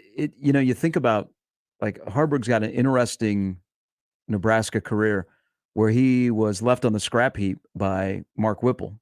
He was literally laughed at when they brought up his name to Whipple and Mickey Joseph in separate occasions last year. They basically laughed when talking about if Harburg might be in the mix. So it was intimated to Harburg by Whipple that he was not a Division I quarterback. Mm-hmm. And now he's a guy that's probably going to be number 2. Yeah. When on depth charts that show up in magazines. So that may also have to do with the quarterback discussion. We'll pick Steve Sipple's brain. He's coming up at about 8:30. Eric Edholm on the NFL and the NFL draft, which is 1 week from today in Kansas City. Bryce Young goes 1. Who goes 2? Does Houston hold on? Does Arizona? Does Indianapolis jump up? And is Bryce Young the best quarterback, or with the strongest arm in the draft, or is that C.J. Stroud? Eric will join us. Brian Edwards as well, and also ask us anything on a Thursday on this 420. Get in your questions to Jimmy at 1620thezone.com for a chance to win a gift card from Oscar's Pizza and Grill. But without further ado, our first update of the morning, here's Jimmy. It's a good day to go to Oscar's, if you catch my drift. I mean, any day. Wings. Trying to say you're hungry? Yeah, I could go for some wings right now. I don't care if it's 7 a.m. I had them on Monday. They're good. Yeah, well, you have a banana to eat later. Yeah, all right, Jonathan Heasley struck out 7 over 7 innings, but the Storm Chasers fall to Gwinnett 6-2 yesterday at Warner Park. They had a noon game. Storm Chasers fall below 500 for the first time this season. They dropped to 7-8. They'll try to get back to even tonight, 6:35, with right-hander Max Castillo on the mound. As expected, last night's Nebraska-Creighton softball game was postponed because of the weather that was moving in. The game will not be rescheduled. So we covered this yesterday on the terminology to use for that. Dylan Brooks, well, he's a moron. He exchanged words with LeBron James during the third quarter of the Grizzlies series time 103-93 win over the Lakers. In Wednesday's game 2, he had plenty more to say about the NBA's all-time leading scorer post-game. He just would not leave well enough alone. Confrontation occurred after the Grizzlies called a timeout with 8:06 remaining in the third, following 2 baskets by James to cut the Lakers' deficit to 14 points. Brooks, who has earned a reputation as one of the league's elite wing defenders and most relentless antagonists, said James told him he was dumb for having picked up his 4th foul and barked back at him. He goes, "I don't care. He's old. You know what I mean?" Brooks said of the 38-year-old James, "I was waiting for that. I was expecting him to do that game 4, game 5. He wanted to say something when I got my 4th foul. He wouldn't quit. He should have been saying that earlier on, but I poke bears. I don't respect no one until they come and give me 40. I hope LeBron lights them up for 50 tomorrow Vintage night. LeBron playoff game coming game 3. I want to see game 6 of 2012 against the Celtics. LeBron go off. By the way, he went for 28 and 12 Yeah. last night. He was the only guy going for the Lakers. But when directly defended by Dylan Brooks, he only had 7. Or was it 11? I can't remember. One of the two. LeBron's probably saying, "Thank you. You know, I needed something to kind of get me into playoff mode." Just you can go to FanDuel. And Does this take a bring look at the rooting public back in LeBron's corner, at least for this moment?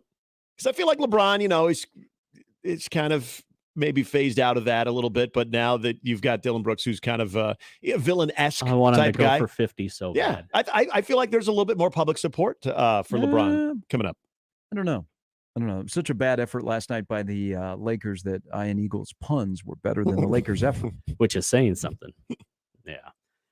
All right. Despite missing Giannis Antetokounmpo for Game 2 on Wednesday night, the Bucks made up for his absence with a record offensive performance. Milwaukee knocked down 25 three-pointers in its 138-122 victory over the Miami Heat, tying an NBA record for threes in a playoff game.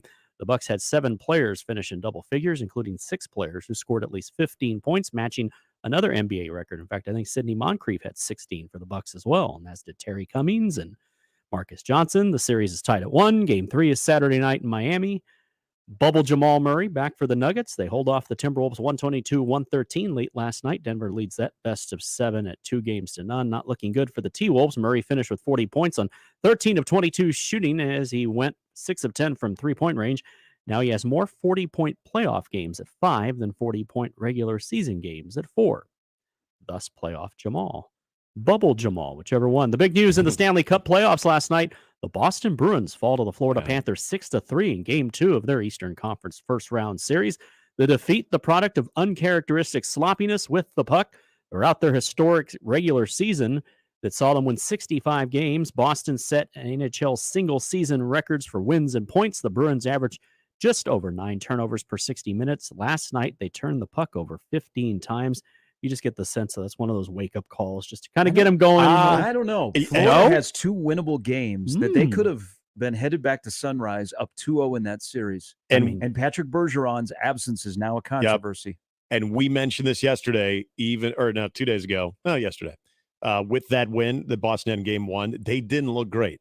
And that at the time, we're kind of like praising, like, God, they didn't even look that good and they won. Well, if you start finding yourself in a little bit of this funk and playing like that, this is the beauty about hockey. Is just going to say hockey's where these things happen. Oh my gosh, it can be. It gets exposed. You get a hot goaltender. Omar had some leaks. Yep. I mean, they had, as you were alluding to, they were sloppy. But that third period, they were really, really bad. They had only given up. So in their 41 home games, there's a great stat out there. Not by ESPN, because ESPN doesn't care about hockey and doesn't know what team logo they should put up during the scorebook. Ooh. The 41 home games, they'd given up 45 even strength goals. They gave up 5 last night. Yeah, that's crazy. One of those nights, but Florida could be 2-0 going back home against a team that is, absolute wagon in the regular season. Yep. But that's why playoff hockey is a different beast. And we have more playoff hockey tonight. Toronto, Tampa Bay, Rangers, and Devils. At what point will the Leafs fans start booing? Boy, if they're down this morning, if they're down 2-0, hey, TikTok was full of like Leaf fan reaction yesterday. I feel for you. Kraken and the Avs, and then the Jets and the Golden Knights. Do you think, speaking of the Golden Knights, it's amazing now with the A's, the news is out. Midnight statement last night that they have purchased land in Vegas. That's how they do in Vegas. Near the Roomba, 49 acres. They would like to break ground in the next year. They would like to start playing there in 2027. I wonder if there'll be a casino inside of the stadium. And did you ever think, because now the gates are wide open for Vegas. We're going where with the Super Bowl, the Final Four. Yep. We're going to have the college football championship game is going to be there. You've got the NFL is there. You got the NHL that is there. You're going to have Major League Baseball. Did you ever think when you were looking at Vegas and what would be the first professional sport to go in there, that the last one would be the NBA? Yeah. Because, Utah would go and play at the Thomas and Mack Center, and they had the All-Star game there, and everybody's like, oh, my gosh, NBA players, boy, they're going to go on a bender. Yeah. I don't know if they'll be ready to play. And the NBA is the only sport that will not be in Vegas by 2027. And just the whole taboo topic of sports gambling. Like, if you put a sports team in Vegas. Hey, we're past that. Well, I know we are. We have gone into hyperspace past that. We're embracing the ever-loving. Well, you have you have sports leagues. I mean, the NFL. Once the NFL said, "Come on down, baby," that was fair game, and so Vegas is going to benefit. I wonder how baseball will go over, though. Like, will this be good for baseball? That it will grow the sport because there'll be a lot of attention because that's now 81 games. Hockey's in the 40s. Yeah. Football is different because you don't have as many games, but now you got 81 games to fill. At least the stadium's not going to be huge. Right. Will it draw in Vegas with locals? Right. Or will people just like they do in football? My team's playing the Raiders. I'm going to Vegas to visit, and I'm going to the game. It's a risk, but Major League Baseball is all in. Once Manfred said we're good, Nevada governor said we're good. Major League Baseball green-lighted for the A's to crush the people in Oakland that have supported that franchise and have done nothing but get smacked in the face by a crappy stadium and this fake attempt that, we want to stay. You know what? You owners out there, I don't care if you're a local owner and you own teams in this town that play minor league sports or you own professional, you want to drive community sport, how about investing some of your money? That's a surprise. Yep. Okay? Just saying. That would go a long way. I'm not saying, like, for example, the one owner of Union Omaha and the Storm Chasers, that group, they do invest in the community. But I'm saying if you want to build community support, you invest your own money into a community and see what the result is. It's going to help at least can't hurt, but I think help too. Vegas and trying to get more regular attendance is what we're seeing going on in Major League Baseball right now. And I got to say, I didn't know how much this would impact the game. But anybody who's even watched, I would challenge you if you even watched 3 or 4 Major League Baseball games, even in games where there's a little bit more offense, as we talked about before, how quickly it moves, how fluid the game is. That product, when you're trying to bring in a new market and you're trying to make something that's exciting for a market that is used to being excited. Baseball is probably a little bit more tolerable from that standpoint in a place like Vegas than it was 2 years ago. Get out now. If you're not going to get out until after the 26th season, can you imagine how painful it's going to be? Yeah. Because they're just going to let that stadium, because Yep. it's not like they got to upkeep it for the Raiders. Yep. Right. That stadium's just going to go to crap. Yep. And they're not going to invest in that team, and they're going to invest in the last year so that they can Get have the them bump ready. going into a brand new stadium in a brand new city. That is going to be a terrible slog of 3 years for the A's fans and being in Oakland. And that, I mean, you think you got possums in the TV booth now and you've got sewage back up in the dugout? It'll be a broadcast team of possums. You have live animals running around the field, and the grounds crew will be like, hey, man, we can only do part-time guys. They can't be here today. We're just going to have to let that cat run around. Just don't hit him. It's a ground rule. It's a double. It's his home. Good luck getting free agents there during that time. Possums will have bios in the media guide. I mean, it's almost like they're going to have to relocate for a couple of years. Yeah. And those fans who, they've talked about having the reverse boycott where they're going to fill the stadium. That's devastating news. Yeah, it is. It's devastating news in the middle of the night. All right, thanks, Jimmy.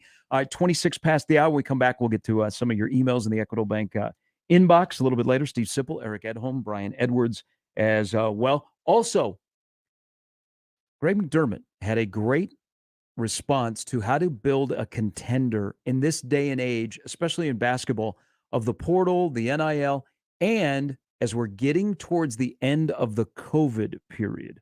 We will get into something that he said that I think carries a lot of weight if you look at basketball rosters and how they're being built right now. All of that still to come as we roll till 10 on this Thursday morning edition of Sharp and Handley on 1620 The Zone. April in Omaha, spring. We got playoffs going on. NHL playoffs. I love me some hockey. We got more games tonight. Lightning, Maple Leafs, Devils hosting the Rangers, Avs hosting the Kraken, Knights hosting the Jets, and the NBA playoffs. Best place to watch them without question is DJ's Dugout. Also with daily food and drink specials, including tonight, $11.99 steak dinner. Also, take advantage of their Captain Morgan deal going on tonight, where you can get singles for $4, doubles for $7, 32 ounces for $10, and of course those nice, delicious, ice-cold, tall, 32-ounce domestic beers. It's all at DJ's Dugout, 7 metro area locations, Vietnam, veteran, and locally owned. Dig in at the Dugout. Gary Sharp, Nick Handley, and Jimmy Chavez. Mornings with Sharp and Handley. Weekdays 6 to 10. On 1620 The Zone. 1620thezone.com. Mornings on 1620 The Zone is brought to you by MD West One Orthopedics, Neurosurgery, and Spine. The Connor Happer Show. We don't talk enough about Cracker Jack being mentioned every 7th inning stretch, being the best ad placement of all time. Great take. Is Cracker Jack the worst ballpark snack? Like, even out of the snacks, it's like the 5th best option. They get a free entry into every ballpark in America. You go up to the concession stand, it doesn't matter what candy they can. I get a bag of Cracker Jack, and they're like, sure, nobody's bought one in 14 years. The Connor Happer Show, weekdays from 10 to 2 on 1620 The Zone. Your Omaha area forecast from Canoyer Garden Center and KETV Newswatch 7 on 1620 The Zone. Breezy and much cooler Thursday with scattered showers lingering through the morning. Expect some late day sunshine with northwest winds gusting 20 to 30 miles per hour, highs in the mid 50s. I'm meteorologist Sean Everson from KETV Newswatch 7. Check out Kugler Vision Spring Break Spectacular LASIK Savings at KuglerVision.com. 1620 The Zone. Traffic. From the Zoom Drain Time-Saving Traffic Center. We have no accidents to report at this time, but you can expect a little bit of slowdown near 102nd and L. And along Highway 370, it looks like there's going to be some minor delays from 60th to 42nd. Then on Center, be prepared for a little bit of slowdown from 175th to 168th. As always, remember to stay safe and wear your seatbelts. This time-saving traffic is brought to you by Saul's Jewelry and Loan. What does Saul's loan on? Almost everything, like jewelry, gold chains, bracelets, earrings, wedding rings, and high-end watches, guns, electronics, $10 to $50,000, super fast and easy with no credit check. Saul's loans on almost everything.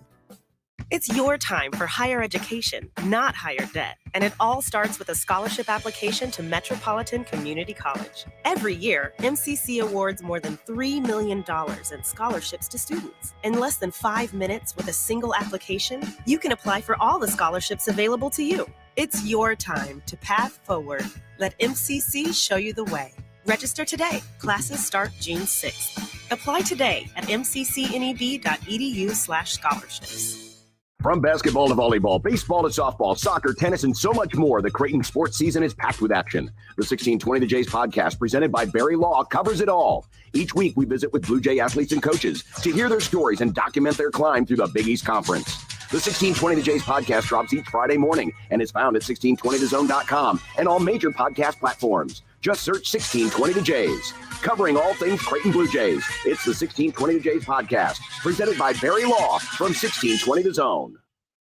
Hey everyone, Josh Peterson here for my friends at Miracle Hill Golf and Tennis. The spring has arrived, which means you got good weather and you have some of that typical Nebraska spring weather. So if it's raining outside, no problem at all. The Top Tracer building is there to keep you covered and comfortable. You can play virtual courses from all around the world. And when the weather is great, well, of course, you can golf a full 18 or a quick 9 after work. 402-498-0220, Miracle Hill Golf and Tennis. Prescriptions require an online consultation with a healthcare provider who will determine if appropriate. Restrictions apply. See website for details and important safety information. Subscription required. Price varies based on product and subscription plan. Hey guys, did you know there's a generic form of Viagra that works just the same, but is 95% cheaper? And you can get it online? Just go to 4hims.com/radio. Through Hims, you'll get a free medical consultation, discreet shipping if prescribed, a 100% online process, and trusted generic alternatives to the name brands at up to 95% off. That's right. Get generic for Viagra, the same active ingredient as brand name Viagra, but for 95% less. It's the same medication, still prescribed by a licensed medical provider, but with zero copay, no expensive appointments, and no awkward face-to-face conversations. To start your free online visit, you need to go to this exclusive address, 4hims.com/radio. That's 4hims.com/radio for your free online visit. FORHIMS.com/RADIO. Sorry, but we actually have a wait list for our Monstera. Shaw's greenhouse is really bringing in the green. We can't keep snake plants in stock. She needs a construction manager to build on her roots and grow. We could have a whole section for ferns. Here we'd have dahlias, dahlias, and more dahlias. Indeed can help her hire great people fast. I need Indeed. Indeed you do. You can schedule and conduct virtual interviews all from your employer dashboard. Visit Indeed.com/credit. $75 towards your sponsored job. Apply. Attention sales professionals. NRG Media is looking for an accomplished business-to-business salesperson who wants to take their success and skills to a new level. Is this you? Our account executives work with local businesses to create marketing plans to help them get more customers. On air, digital, on-site, audio, video, it's all part of what you could sell. A sales career with NRG lets you make a real difference. Get more info and apply online at nrgmedia.com. NRG Media is an equal opportunity employer. Equitable Bank. We take banking personally. EquitableOnline.com. Now back to mornings with Sharp and Handley on 1620 The Zone.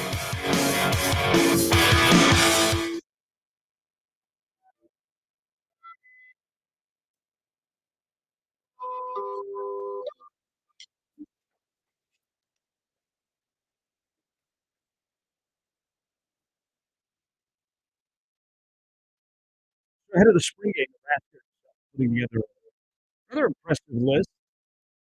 5 stars and 4 stars at a school that doesn't turn them into NFL players.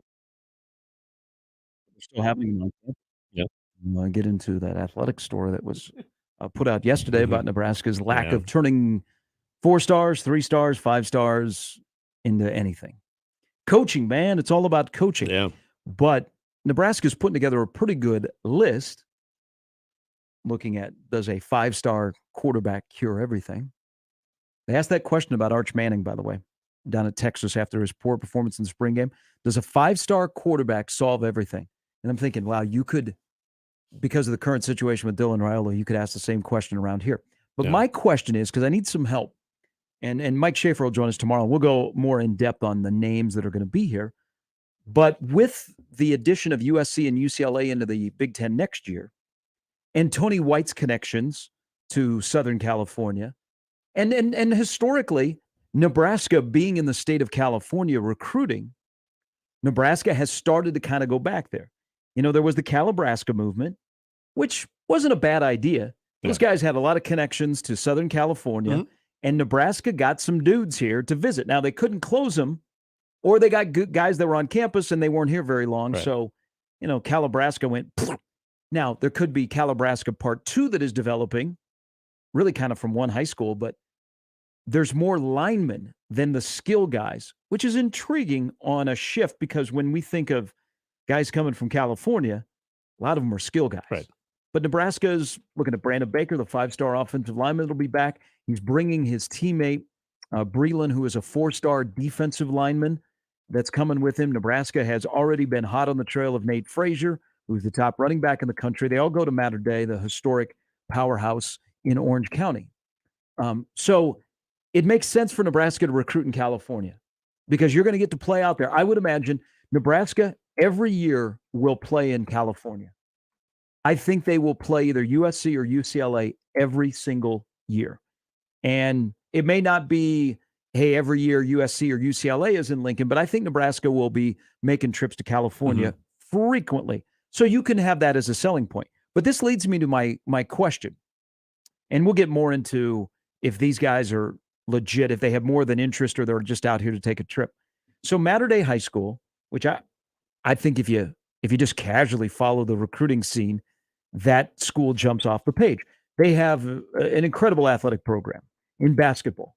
Okay, Gary McKnight has been the head coach there forever, and they produced all kinds of Division I talent, including Goggles. Reidenbach is from Mater Dei. Hey. Okay? Now I'm saying maybe not everybody would realize that. Yeah, Goggles is from California. Did he strike you as a California guy? I was thinking Oregon, but would he be on your list of sports people to celebrate 420 with? Could be, yeah. California. Get the Bill Walton vibe from him, yeah, Californians. Yeah, he could be. So in could basketball, ask him what his role is going to be. In football, they've had like a connection to USC. I mean, just like Lincoln Riley, Pete Carroll. They need a player. They call up Mater Dei and say, "Who you got? Who's your number one player? You know where to bring him. Drop him off at the Coliseum." And I think, if memory serves me correctly, and I haven't looked this up, so I'm going to need two pieces of help here with Mater Dei. I think Cam Meredith is the last football player that's come to Nebraska from Mater Dei. Okay. I remember being from California. I can't remember if he was Mater Dei. I haven't checked in on him in a while. No. His mom was mom would call the show. Oh, really? Yeah. Oh, she was very, very active at games and stuff. But I've lost complete track of Cam Meredith. So their football program, they've had a change. Bruce Rollinson was the head coach forever. I mean, forever. He is a legend there. They have a brand new head coach. His name's Frank McManus. Now, this is the question that I have. Because they have a lot of national games. So you'll see him on ESPN, ESPNU, FS1. They're the now head coach who his alma mater is Mater Dei. He didn't come to Nebraska, didn't grow up in Nebraska, is always wearing a black shirt hat. I don't know what is like at one time when George Darlington was scouring Southern California, did George just leave a hat at Mater Dei? Yeah. And whoever is going to be the defensive coordinator or the defensive back coach, they always wear that? Put it on the table. Yours if you want.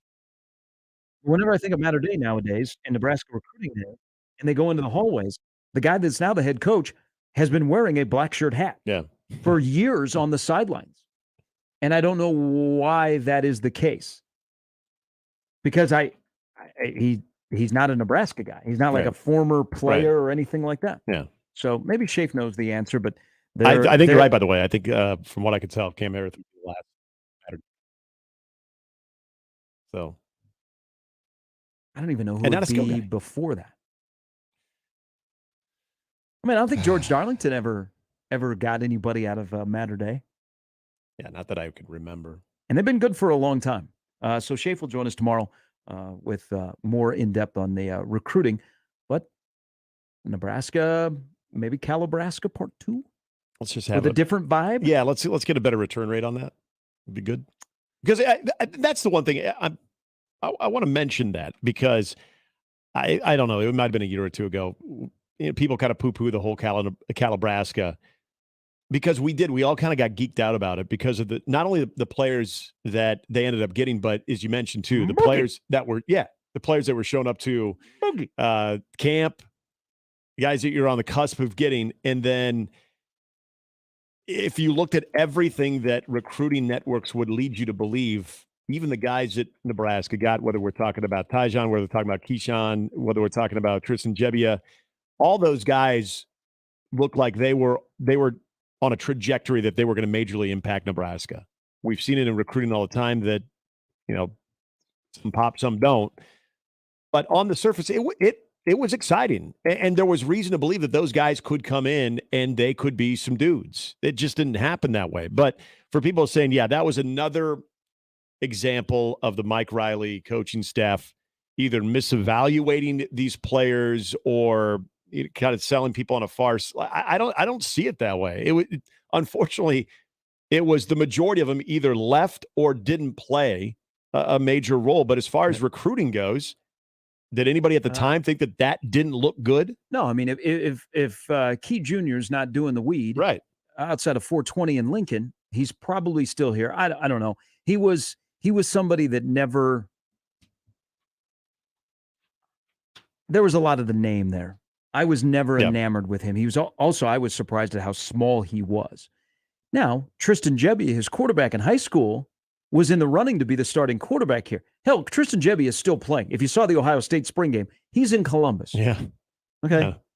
Yeah. Get old, stay old. Yep. Gebbia is like, stay in school. Jameer Calvin.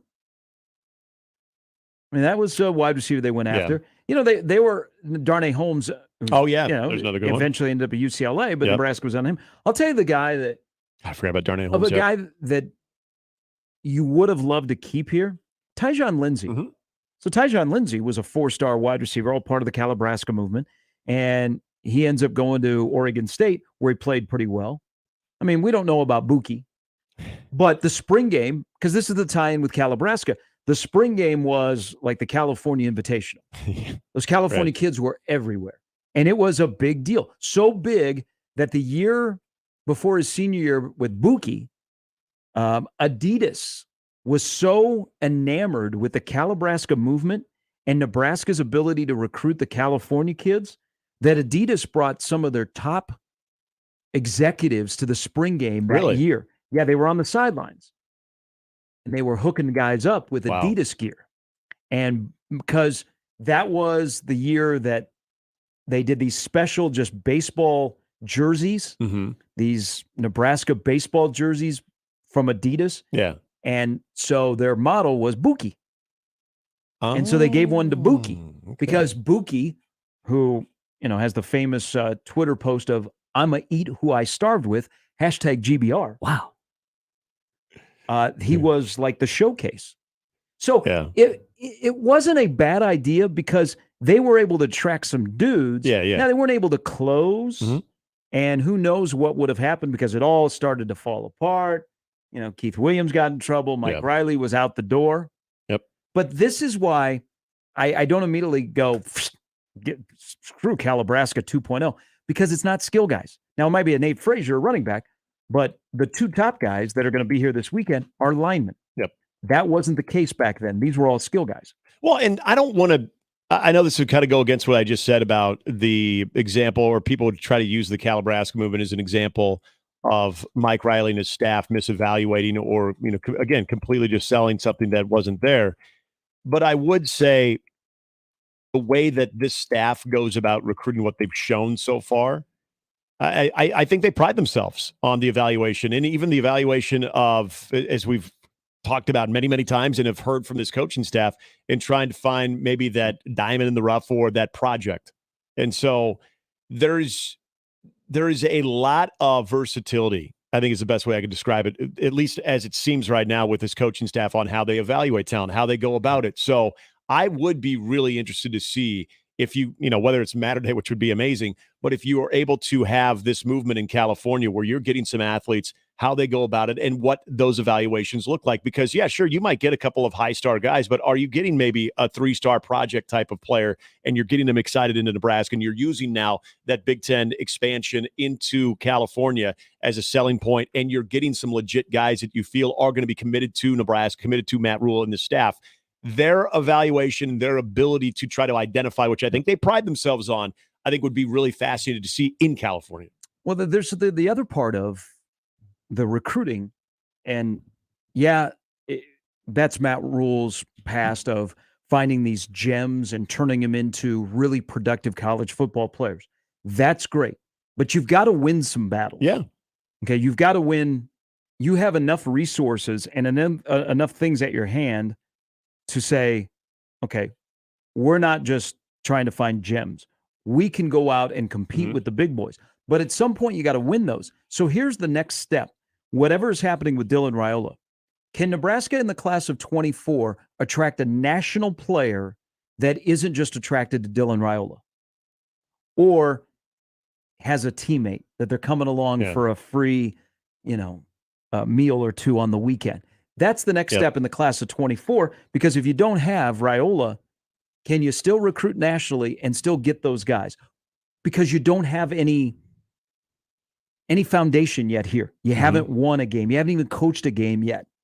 So your selling point is if you don't have the number one recruit to attract other recruits. That's the next step to see how this unfolds this year is, can you get guys that aren't attached to Dylan Raiola, that are attached to because they want to come to Nebraska? I do also sense Mike Riley loved a lot of the attention and people that would come here and hang out, and they were from California, and, Nebraska went out and did a satellite camp. I get the sense, everybody's got to play the recruiting game and the dog and pony show, that Rule staff isn't real interested in people using Nebraska. Yeah. Like, don't just come here for, hey, you're going to be on the sidelines, you're going to get some gear, you're going to get to sit on a throne, you'll be able to throw up the bones and people will know your name. Don't waste our time. Yeah. If you're coming here, doesn't mean you're going to select us, but you're coming here because it's a legit interest in our program. Yeah. Because we have an interest in you. Don't waste our time. There's a lot of that I thought Scott's staff struggled with. There's a lot of guys that I thought were wasting Nebraska's time, that were not interested in Nebraska. They were interested in some free Adadi gear and people people chanting their name. And the weekend following that you're going to get. And they weren't going to come here. Yeah. And it's interesting when you think about what we've discussed, when Dylan Raiola really seemed like a pretty reasonable possibility that could happen, and what that trickle-down effect could be like, as far as, okay, you get that big fish, and then the way that sort of recruits for you. You've got an offensive lineman coming in, and you've got a guy that was, he was already here during that big weekend that involved Dylan Raiola. I would be really interesting to see if you're able to, whether it's him or one of those high star guys that, have shown interest from Nebraska that could be a visitor, if you can get them, it kind of seems like, kind of to your point, that's getting one of them to commit, how that could still have that trickle down, because it does go beyond quarterback. I mean, that's the thing, is I think we always feel like the 5-star quarterback, if you get them, they're the ones that are also going to be able to recruit further for you. I think if you're a stud and people know that, I mean, the camps these guys go to, the connection that these guys have, and I think you brought up something really important too, is you bring a teammate with you just to kind of come along for the visit, and all of a sudden, they don't maybe have great expectations. They go in and you leave an impression on them. All of a sudden they walk back with something to think about. And as we get into the summer, all of a sudden, not only are you showing them a blueprint, a schematic of something pretty amazing that's going up there, but now you can actually walk in there and see it for yourself. Like, those are things that Nebraska has right there on the doorstep that I think would be big. But I would agree with you that would probably be the next big thing, because, again, if you're following the Raiola thing, it doesn't look like that's going to happen. But that doesn't mean you can't still get, whether it's Frazier, and have those guys still be able to work for you, where you are able to not only get their commitment, but then that kind of expands into some other avenues for this recruiting class. All right, SIP's coming up in the next hour. Eric Edholm stops by. You got questions on the NFL? We got answers, and we got EE. He's going to join us at 9. Ask us anything. Your chance to walk away with a Oscar's Pizza and Grill gift card. Just send in your questions for Ask Us Anything coming up about 9:20 or so. Jimmy at 1620thezone.com. Hey, Tickets for Less is the place for you. You want to go to the game on Saturday? You want to go to watch Northern Illinois, Louisiana Tech, Michigan, Iowa, Northwestern at Memorial Stadium coming up in the fall? Tickets for Less is the place for you to find the best seats, the best selection, 0 per ticket fees, best prices, all of that. Ticketsforless.com can put you in to your favorite sporting event or your favorite show. Go there right now, ticketsforless.com, peruse, find the event that you want, and then select your seats. And you know what? You're going to get an additional discount at checkout. Just put in the promo code THEZONE at ticketsforless.com and see what happens. It's ticketsforless.com, where memories begin. More with Gary and Nick after this on 1620 The Zone. Omaha's most listened to all sports radio station. Again and again and again. 1620 The Zone. Hi, this is Doug Nodgard with Equitable Bank. Great service never goes out of style. When the digital age dawned, many said computers would be able to handle many of the interactions that used to take a person. Boy, were they wrong. How many times have you called your bank and gotten a recording to press 1 or 2? Not at Equitable. Not only does Equitable answer your call on the first ring, it's answered by a human being. That's because Equitable Bank values its customers. Equitable Bank, we take banking personally. Member FDIC.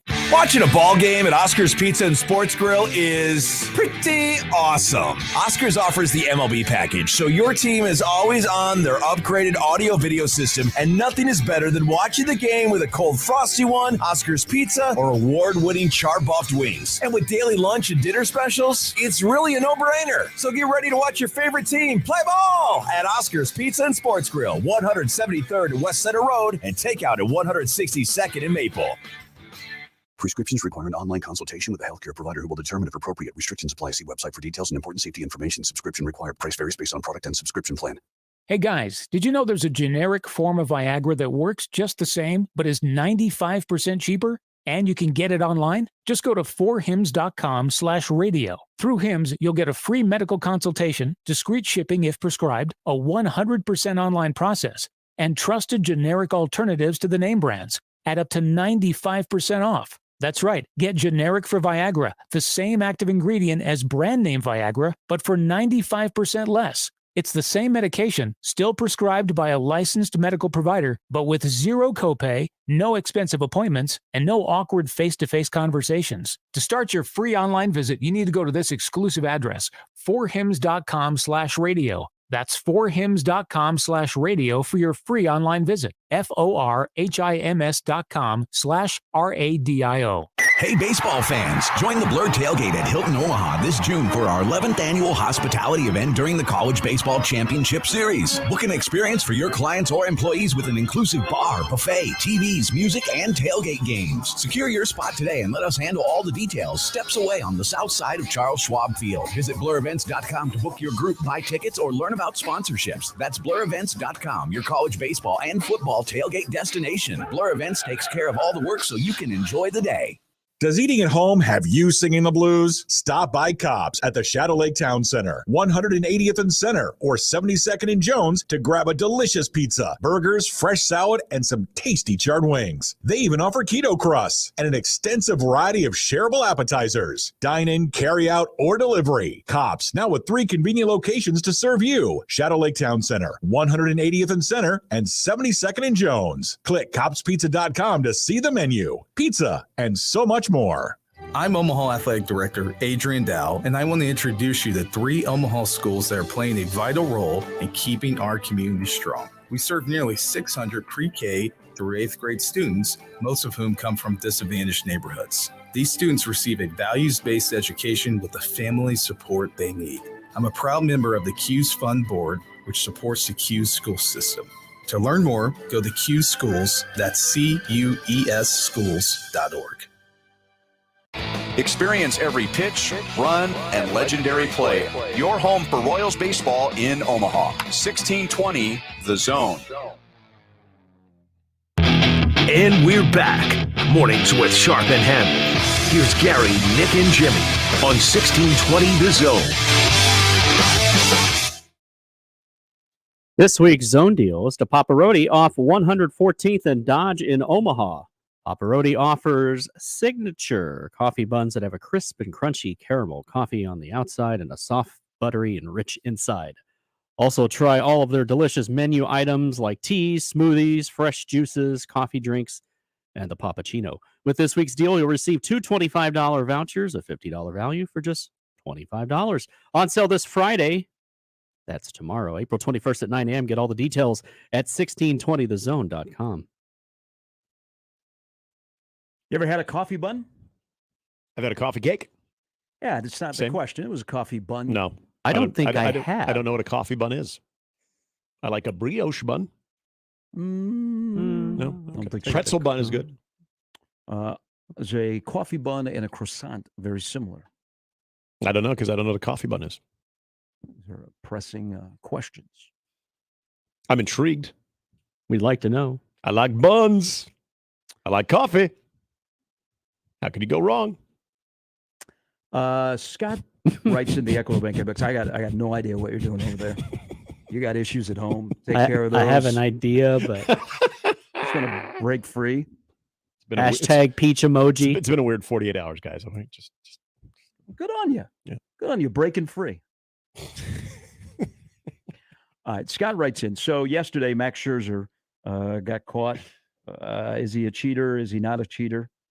He had substance on his glove. He says it's rosin, but that's what we all say. It's just rosin. Mm-hmm. Rosin bagger. But he, after the game, said, and it's really a shock to a lot of Twins fans that Phil Cuzzy would be involved in any controversy. He said, I swear on my kids' lives that I did not do anything wrong. Mm-hmm. So Scott says, I only use the I swear on my kids' lives when it's to my kids. That makes them think for a minute. That's an interesting strategy. Okay. I like that strategy. So wait a minute. What? Are you threatening me? Like it kind of starts as you're trying to plead your case and trying to convince someone that what you're saying is fact. But it also kind of it's a sort of a veiled threat. I see what he's doing there, and I like it. Very subtle. Now, if your kids believe you, but you got to, essentially you got to take their lives if you're going to follow through, because then they just call your bluff. Yep. Yeah. And then they just walk all over you. Trust me, this is for the best. There is a downside to that. And you said this, I agree with you. I'm on Team Max here.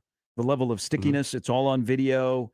He washed his hands in front of an MLB official, and then he changed gloves. Yeah. The sweat and the rosin, I can believe.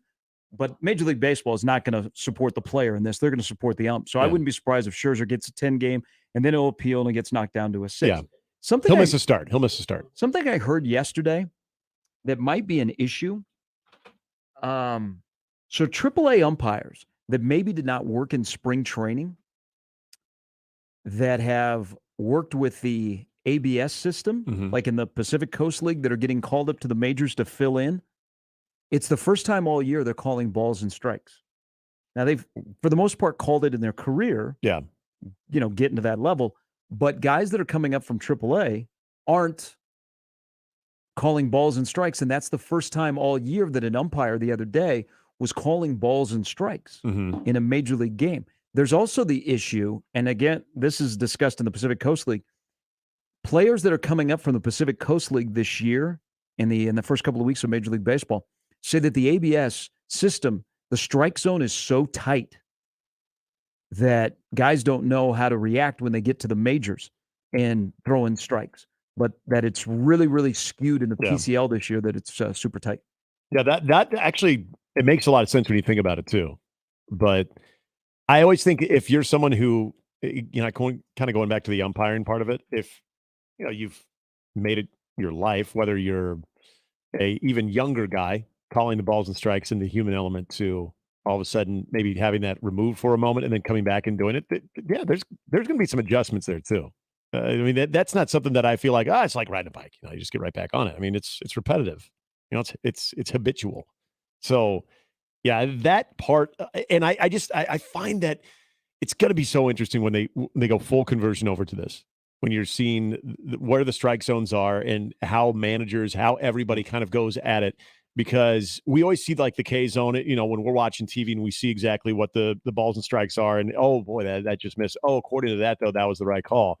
But is that going to be exactly the technology that we're seeing on our TV graphics? Is that exactly what the system in place is going to be? And how pitchers adjust to that? Because that's what I still think it's going to be the adjustment, is the pitchers. Because every umpire comes in with a reputation. If you've got Gary Sharp behind the dish, and I am I like to work the cutter. Well, he gives me the inside corner a lot. Or, when Kluber had it going, he would if he could get the low strike call, you were in trouble. I mean, you were absolutely in trouble. But if he wasn't getting that call and he had to start bringing that up a little bit, all of a sudden that flattens out and you become a lot more vulnerable as a pitcher. So not having that, hey, this umpire gives me this umpire gives me that, this is where I know I can attack and not get hurt, where it's all going to be pretty much universal. This is going to be a major adjustment for the pitchers especially. Yeah. By the way, before we get to Dave to close out the hour, Scherzer's spin rate was the exact same as it has been all season yesterday when he allegedly cheated. Here is Dave. Good morning, Dave. Good morning. How are you? Good. How are you? Good. Spring football starts Monday. Yeah, you are the lucky ones down there in Florida. Oh yeah, we're got some off-season transactions. We're gonna be pretty good this year, Gary. Oh, I know. Venice does not rebuild; they reload. Yes, sir. Hey, here's an interesting stat I heard. You guys were talking about the Astros and Scherzer and this whole thing. Since 2008, Clayton Kershaw has thrown his curveball over 3,300 times and had swing and misses about 3,300 times, whatever the stat was.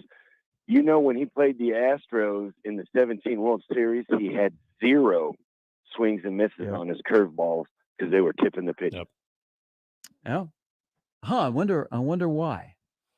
Well, anything worth doing is worth doing right. First ballot Hall of Fame, yay or nay? Clayton Kershaw. Yeah, because I'm not. His postseason was rocky, but now we know why. When he got to 200 wins, and he's got a 2.48 ERA now in the live ball era. Dave, I appreciate it. You got it. Hey, thank you. Okay, coming up in the next hour, Steve Sipple will stop by. I mentioned Greg McDermott was talking about the way rosters are built in college basketball with one more year, essentially, of the COVID extra year. We'll get into something that he said that I think is pretty prevalent that you're going to see in the 3 Division I basketball programs this year. Sip, Eric Edholm, Brian Edwards, and Ask Us Anything. Still to come. Pretty full Thursday edition. Mornings with Sharp and Handley on 1620 The Zone. Hey, Woodhouse Mazda has you covered, whether it's making that trip down to the spring game this Saturday or all of those spring adventures, heck, those summer adventures with their SUV lineup. And you can check them out at their 2 exclusive Metro Omaha Mazda locations in Bellevue at Woodhouse Mazda or Millard at Woodhouse Place Mazda. You can shop at either location and take advantage now of 0.9% APR on select 2023 Mazda CUV models like the brand new and just absolutely awesome weather ready. It is travel ready. The CX-50, perfect for all terrain. CX-30 or what I drive, the CX-5. When you choose Woodhouse Mazda, car buying is on your terms. Shop online at WoodhouseMazda.com or WoodhousePlaceMazda.com to browse their inventory and even start your deal from wherever you are. And with available driveway delivery, Woodhouse Mazda, delivering convenience every time. Stop by their showroom on 144th and Giles Road or Highway 75. Customer experience is absolutely second to none. So get your spring adventures off in style with a brand new Mazda CUV. Woodhouse Mazda, a drive worth experiencing. Mornings with Sharp and Handley returns in minutes on 1620 The Zone. Live from the Host Coffee Studio, this is 1620 The Zone. 1620 The Zone. Traffic.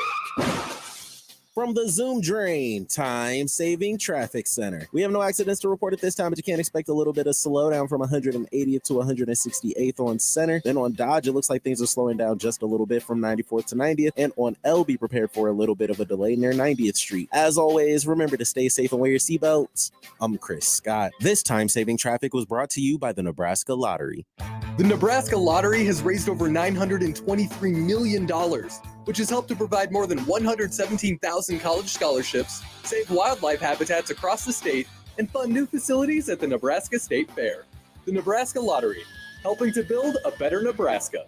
Acura of Omaha has more than 100 quality pre-owned vehicles, with most priced thousands below market value. Get our best price in just minutes at AcuraofOmaha.com. That's AcuraofOmaha.com. Email us on the Equitable inbox with whatever is on your mind. The Zone inbox is brought to you by Equitable Bank. We take banking personally. You can hit me up, agree, disagree, tell me your thoughts on life at Handley at 1620thezone.com. We want to hear from you on the Equitable Bank Zone inbox. If you're hiring, it can feel like you're trying to find a needle in a haystack. You can hope the right person comes along, or you can just use ZipRecruiter. And now you can try it for free at ziprecruiter.com/radio. In fact, ZipRecruiter has helped a lot of business owners find their needle in a haystack, like Marco, president of operations at Telly Tires and Auto Centers. Because Telly Tires has grown a store manager to a head mechanic. ZipRecruiter helps me find all the right people, even the most difficult jobs to fill. ZipRecruiter helps me keep my business running. Take it from Marco and millions of other businesses who've used ZipRecruiter. ZipRecruiter can help you find the needle in the haystack.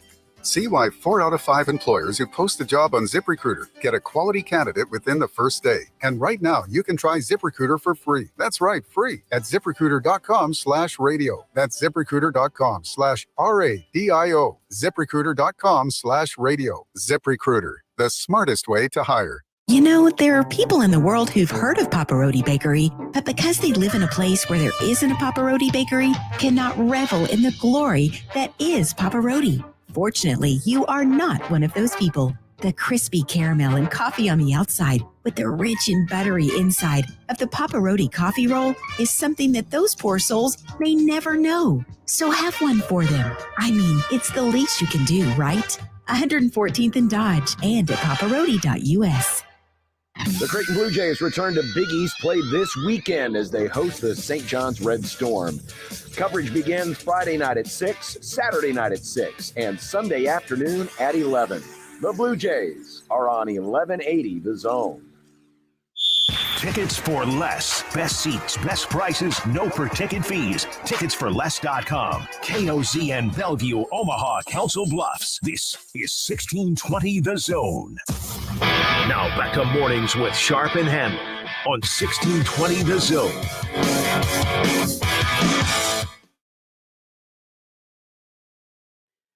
Halftime brought to you by Hart Cigars and Pipes Lounge. Just off 680 and 48th Street next to Cubby's, it's Hart Cigars and Pipes Lounge.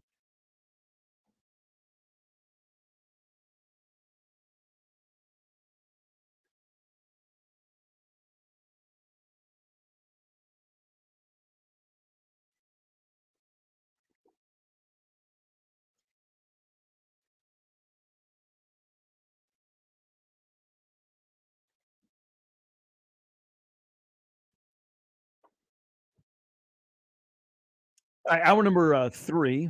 Steve Sipple coming up at the bottom of the hour. We got an update with Jimmy here in just a moment. Big Ten baseball series tomorrow in Iowa City, Nebraska and Iowa.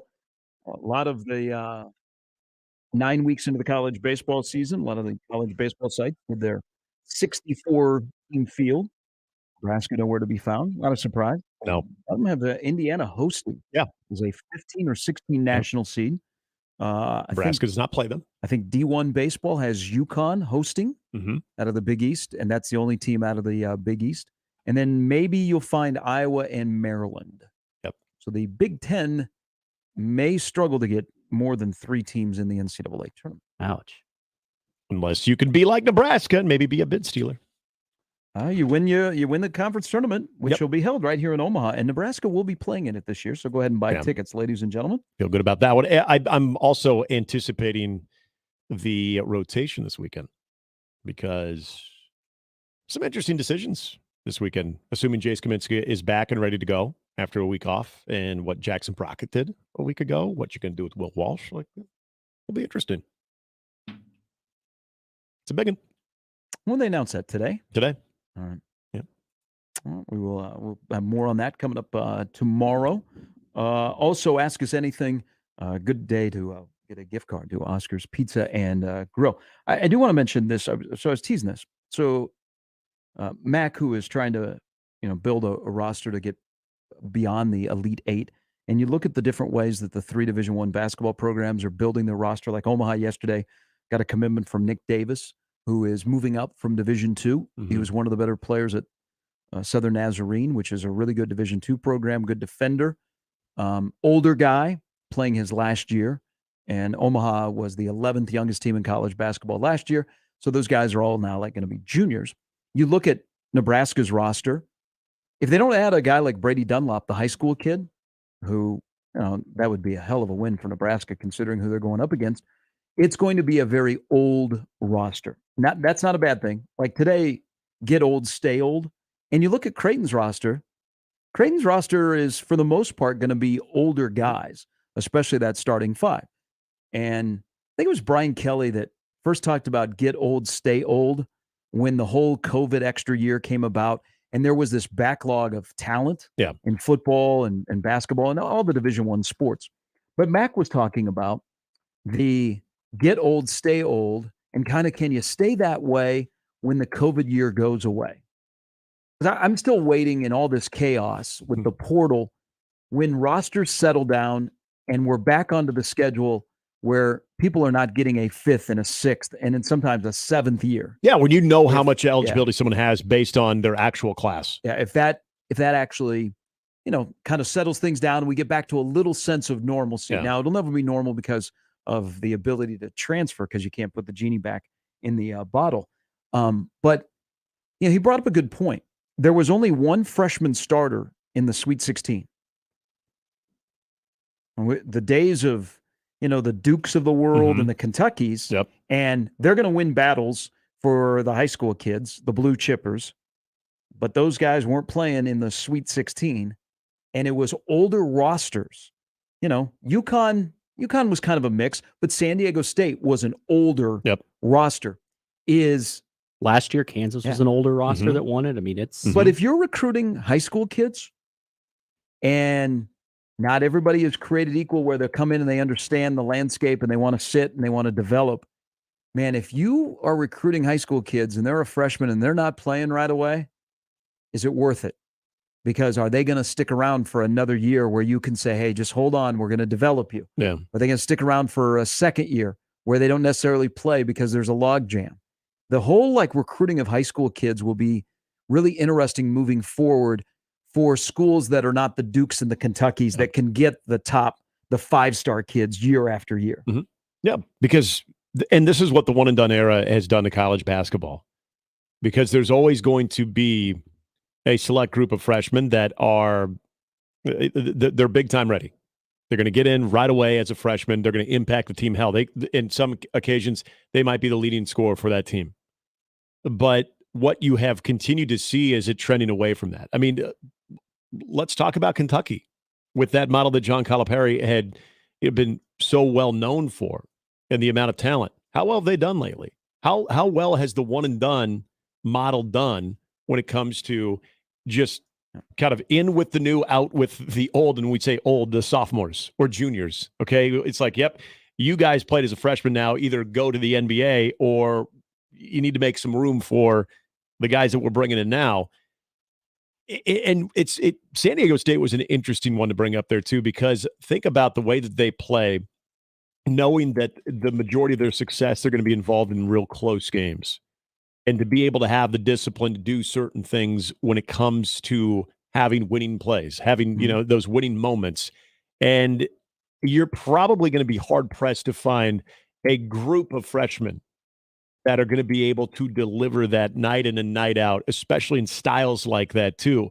And we see successful basketball programs sometimes sort of re-identifying themselves in that way, where I do think just where the shift has kind of gone in college basketball, and I think obviously COVID did have a lot to do with it, with the amount of experience and kind of rediscovering the value of what a more experienced college basketball player can give you, whether he's been on your roster for 3 years or was with a roster previous for 2 or 3 years, what they can bring to the situation. And maybe that's a good thing. Maybe that's something out of COVID that we can say when it comes to athletics, that this was actually a good thing, that there is a little bit more value on that getting old, staying old type model, because I don't think it's a fluke that you only saw one true freshman starting in the Sweet 16.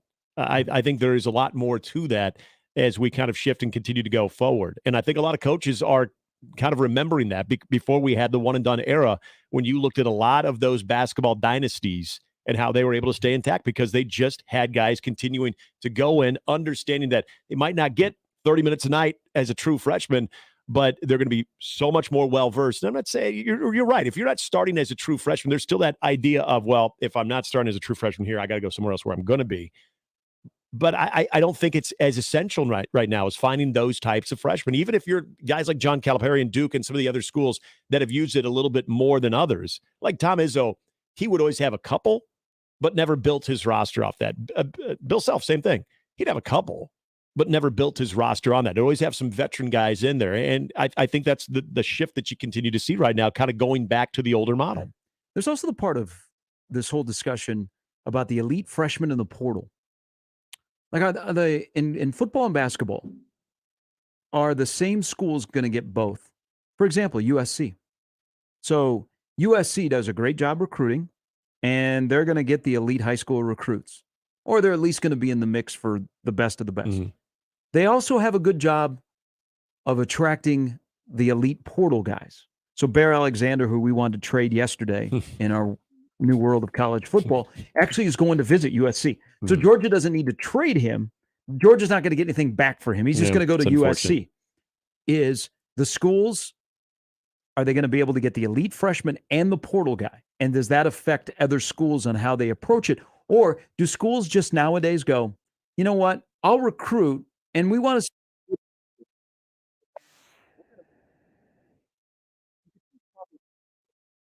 college basketball than you can in college football. Yeah. But in college basketball, is that the way to go? Like, I could see, like, Hoiberg. That would be very attractive to Hoiberg. Hey, you know what? We're going to get beat for a lot of guys in the high school recruit. We just need some supplemental guys. And then every year I'm going to find 3 or 4 portal guys with the 2 or 3 that have hung around. And there's my 8 guys, 8, 9 guys. And that's all we need. And you're not wrong where coaches like Fred that have always sort of dabbled in the transfer market even before the transfer portal became a thing. It's for Nebraska's situation, especially, it's sort of an uneasy feeling of trying to bring in new guys and guys that haven't played together and expect them to sort of come together and be able to deliver the result. But that's what college athletics is now. So what maybe is a little bit of an uneasy feeling for one fan base, it's also the same across the board. Now, same things apply, though. It's identifying talent. It's identifying guys to your system, just like you would recruit out of high school. So I think a lot of those principles do apply.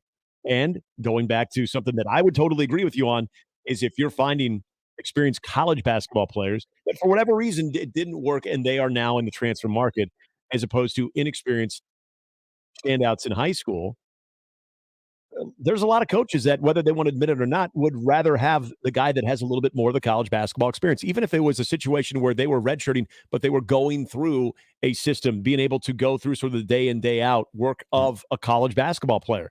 I mean, that is the advantage of transfers. As long as you vet them and you realize that, okay, this isn't someone that's going to be here and then he's going to go on to the next program a year later, that's all part of the evaluation process, just like you're evaluating high school prospects. And this is the Fred Hoiberg principle.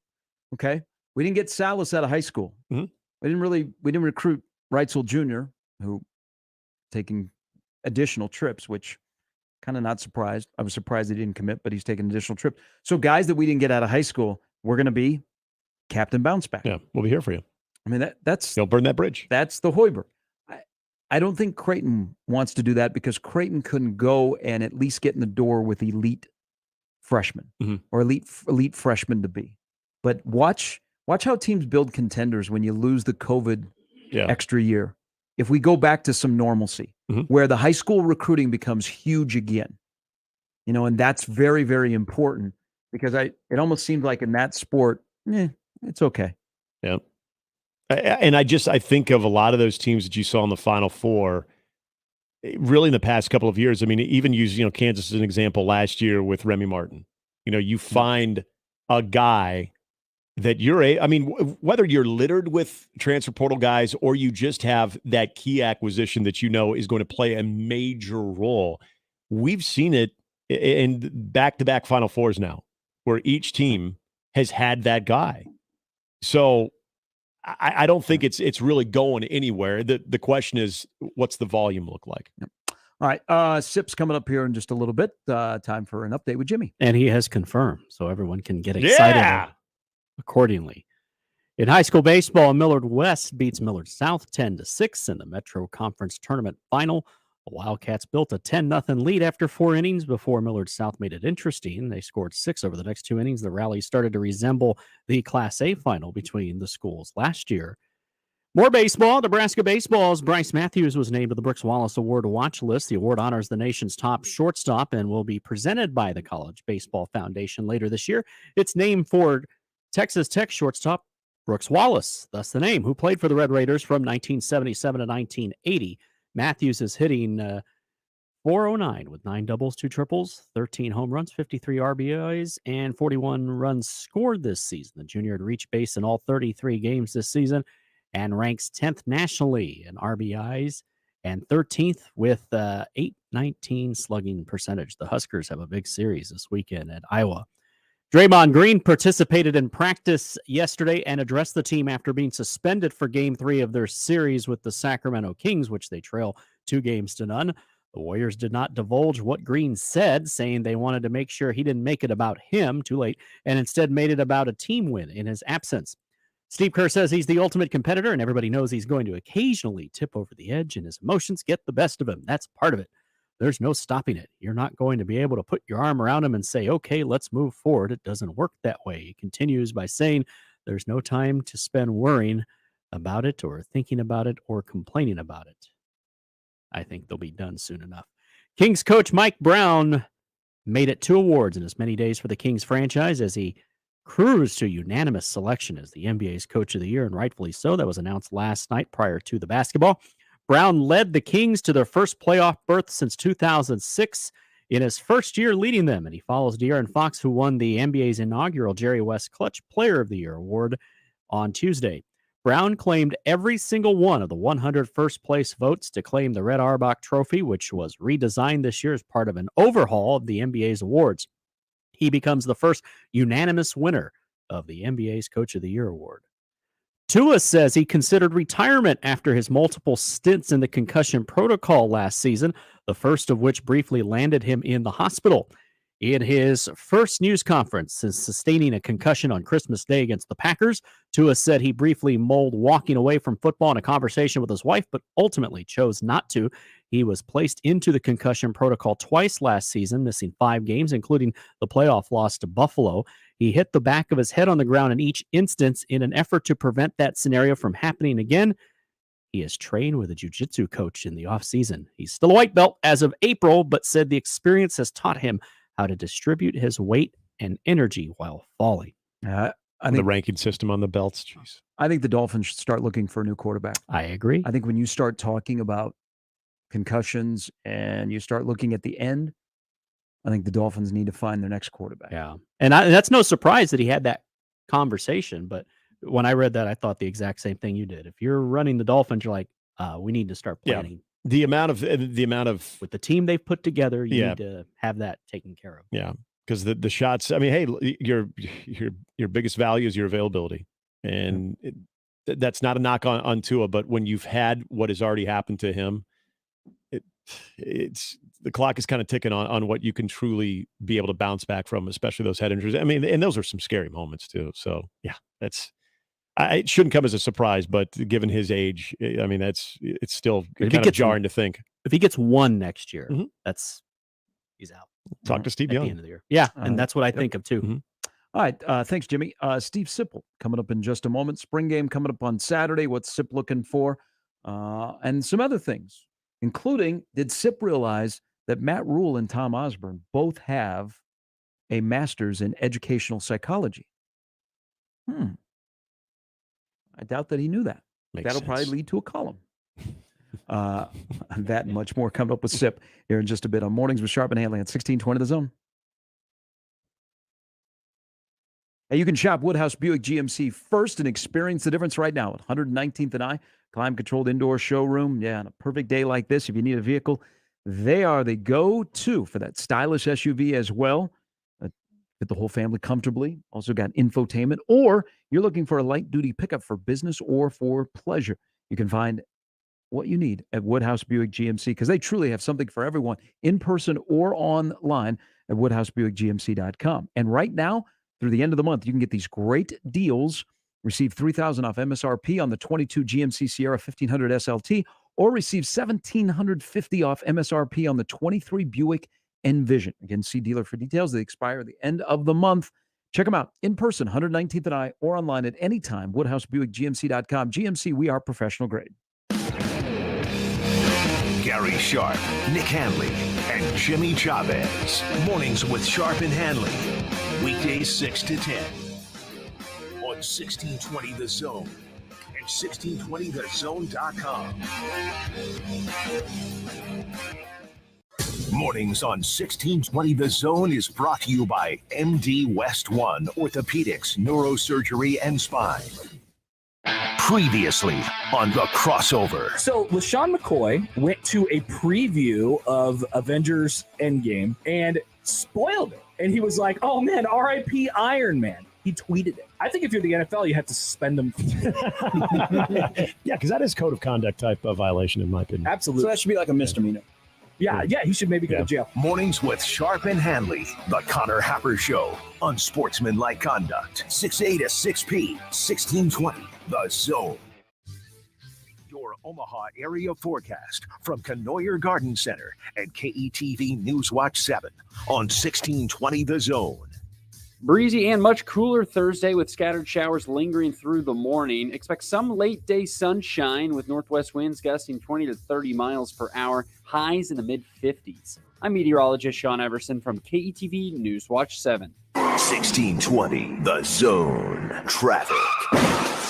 From the Zoom Drain Time-Saving Traffic Center. We have one accident to report at 178th and Pacific, so please be cautious if you're in that area. Northbound along the JFK, be prepared for some significant slowdown from 25th and Q Street all the way to Chandler Road. And on Dodge, be prepared for a significant delay from 94th to 77. As always, remember to stay safe and wear your seatbelts. I'm Chris Scott. This time-saving traffic was brought to you by Fernando's. Reason 212 to celebrate 30 years of Fernando's. You managed to put pants on this morning. Good job, you. Winner of first place in 2023's Best of Omaha's Best Mexican Restaurant. Come in and get your Fernando's fix. Creighton coverage on the Zone is presented by Barry Law. At Barry Law, we fight alongside those who choose to fight back. Call Barry Law at 402-999-7777 or visit BarryLawFirm.com. At Barry Law, we're in it to win it. Dust. It's in the living room, the bedroom, and the bathroom. It's also in your lungs. Let's fix that, shall we? Duct Defense Midwest offers a comprehensive system that cleans, disinfects, filters, and purifies the air. They'll make your home healthier and improve the life of your HVAC system. So improve the health of your home and everyone in it. Go to cleanairradio.com right now for a special air duct cleaning offer for Zone listeners. cleanairradio.com. Email us on the Equitable Bank inbox with whatever is on your mind. Zone Inbox is brought to you by Equitable Bank. We take banking personally. You can get me, Gary, at 1620thezone.com. We want to hear from you on the Equitable Bank Zone Inbox.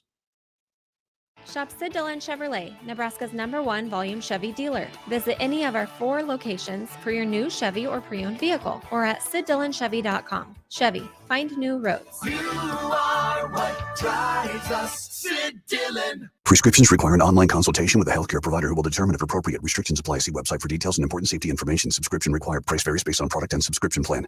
Hey guys, did you know there's a generic form of Viagra that works just the same, but is 95% cheaper? And you can get it online? Just go to 4hims.com/radio. Through Hims, you'll get a free medical consultation, discreet shipping if prescribed, a 100% online process, and trusted generic alternatives to the name brands at up to 95% off. That's right, get generic for Viagra, the same active ingredient as brand name Viagra, but for 95% less. It's the same medication, still prescribed by a licensed medical provider, but with zero copay, no expensive appointments, and no awkward face-to-face conversations. To start your free online visit, you need to go to this exclusive address, 4hims.com/radio. That's 4hims.com/radio for your free online visit. FORHIMS.com/RADIO.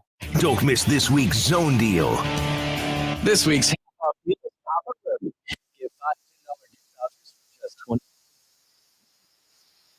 Roti coffee roll.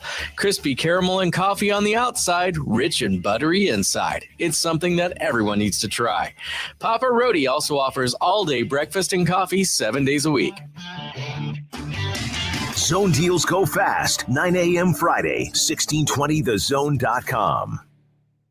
PACE, Police Athletics for Community Engagement Organization, is dedicated to preventing at-risk and disadvantaged inner-city children from becoming involved in street gangs, crime, drug use, and victimization. PACE provides an opportunity to develop discipline, self-esteem, and positive moral values through wholesome competition and free participation in soccer, baseball, CrossFit, and flag football. To help PACE and local families make sure kids have access to safe and fun spring and summer activities, please go to paceomaha.org to support the PACE mission. Thank you. Now back to mornings with Sharp and Handley on 1620 The Zone.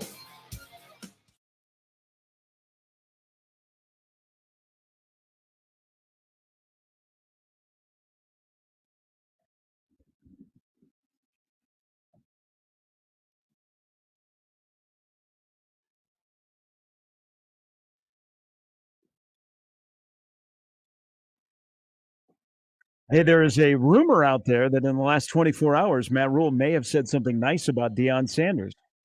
Well, that's really going to wreck the narrative. It's just a rumor. Stephen M. Sipple from on3.com and 93.7 The Ticket joins us now. Good Thursday morning, my friend. How are you? Good. We got to really speak up because I'm driving. Oh, my God. Why? Why every week? At least he's nice enough to inform us that. Yeah. So we know. I mean, it's just, sometimes it's Well, get like a Tesla or something that doesn't make a ton of noise so you can make a phone call. A Tesla. Me drives a Tesla. Oh, okay. Struck a nerve there. That probably out of the realm of possibility, but let's say somebody there in Lincoln wanted an endorsement deal with the old Steven Sipple. You would not drive a Tesla? Nobody's going to do that to me. Maybe. I'd consider it. I don't know how that conversation would go. Yeah. I have a couple of things in mind, but we can talk about other stuff. Hey, I know you've written about it. You've talked to him. Give me your most memorable Frank Solich story. Oh, my most memorable. There's a lot of them.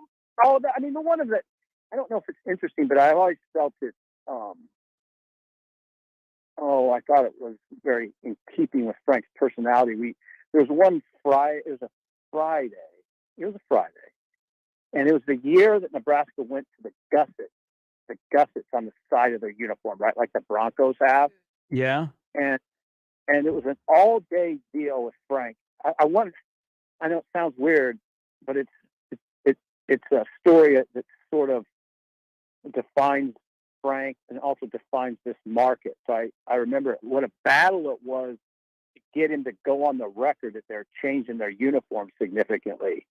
I mean, throughout the day, I had thoughts like, only in Nebraska do we worry about this stuff. Mm-hmm. But I wanted to break the story that Nebraska was changing its uniform significantly. And Frank was really hesitant. He didn't want me to do it. And we went back and forth all day. I mean, it was like a 5-hour deal. Me and Frank on the phone, me trying to convince him. And then, okay, you can do it. And then trying to pull a quote or two out of him was really hard. And then here's what put it over the top. I said, Frank, come on now.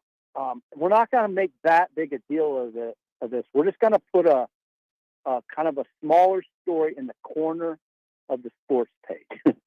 And then in the morning, what happened was they had decided, and I didn't even know it till I got up in the morning. And remember, this was pre-internet pretty much. And it was stripped across the top of 1A. Ooh. Frank was like, yeah, you sold this to me as you're not making a big deal of it, and it's on the front page. Yeah. And he was kind of happy yelling at me.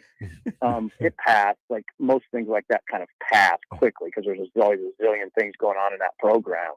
But my big selling point was we're not making a big deal of it. Just be on the lower corner of the sports page. It was stripped across the 1A that Nebraska was going to gussets, which I always thought was cool. I thought those gussets I love those uniforms.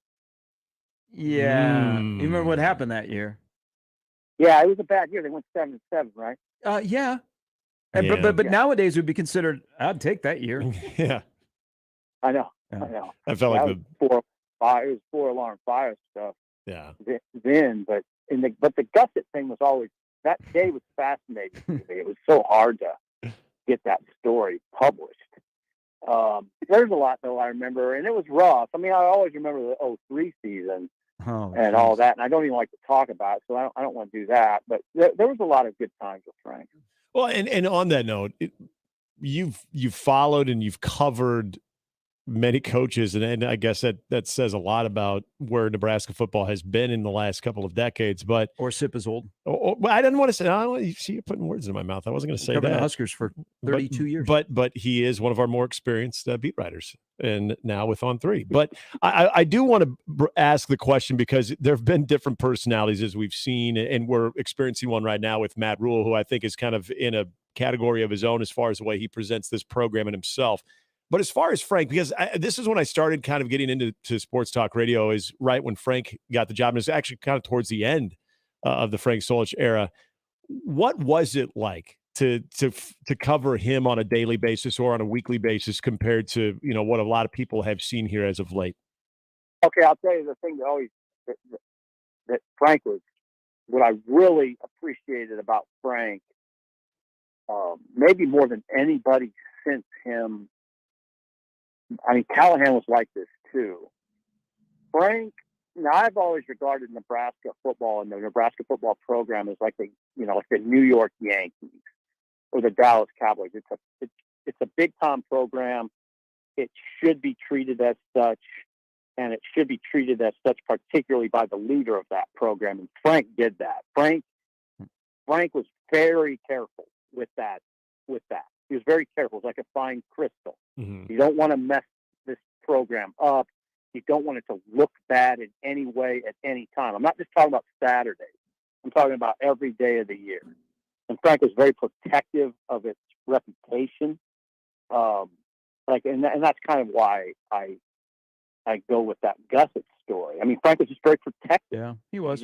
He wanted everything presented properly, in keeping with this thing, with this notion that this is a big time program that should be treated with reverence, because it is an institution.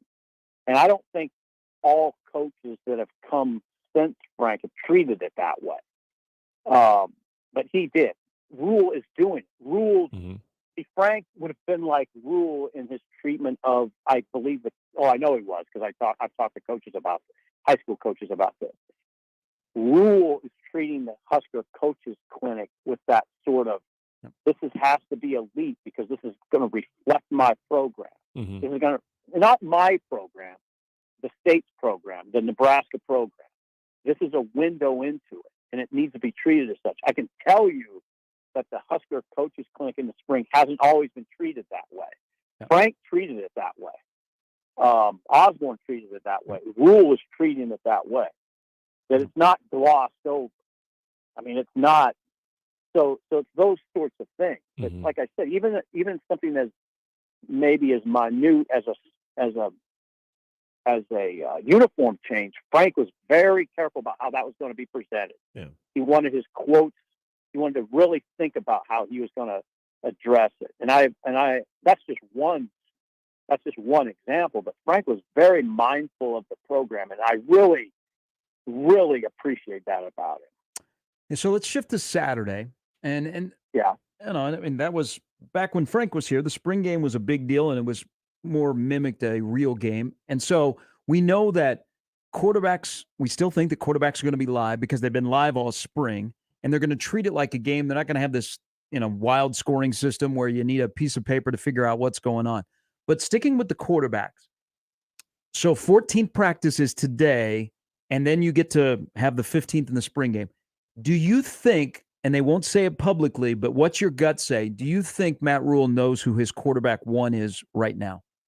No, I hope not. I know what you're thinking.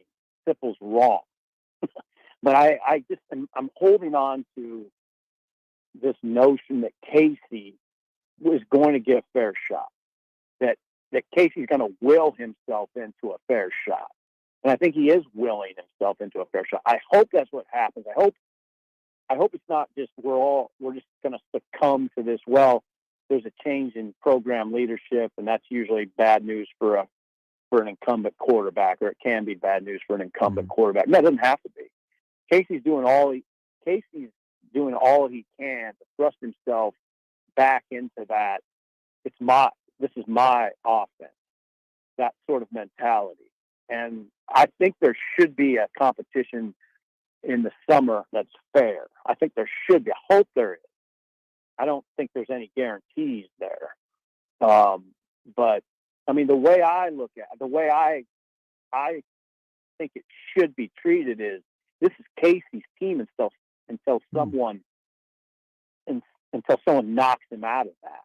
This is Casey's offense until someone knocks him out of that. I don't think it's regarded that way for some reason. There's change, there's coaching change, so I guess that's what we're talking about. But I mean, he's invested so much. Casey Thompson has invested so much into this program, and I just hope he's treated with that sort of respect. And that's interesting. We were talking about this earlier during a lot of the media availability, and whether we've heard from position coaches or Matt Rule himself, coordinators, what have you, players. It seems like, quarterback questions will be asked and you'll get answers, but Sharpie brought this up, and I would agree. It doesn't seem like it is as big of the narrative as we maybe thought going in. And maybe a lot of that has to do with, Casey being limited.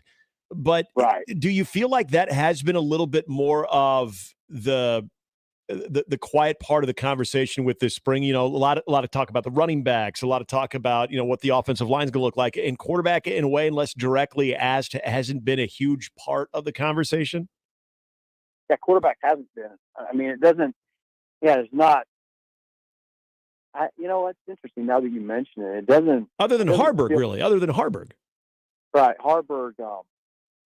But is Harburg realistically pushing Sims? It doesn't feel like that's the narrative. There's a narrative about Heinrich that he's getting a good look. Right.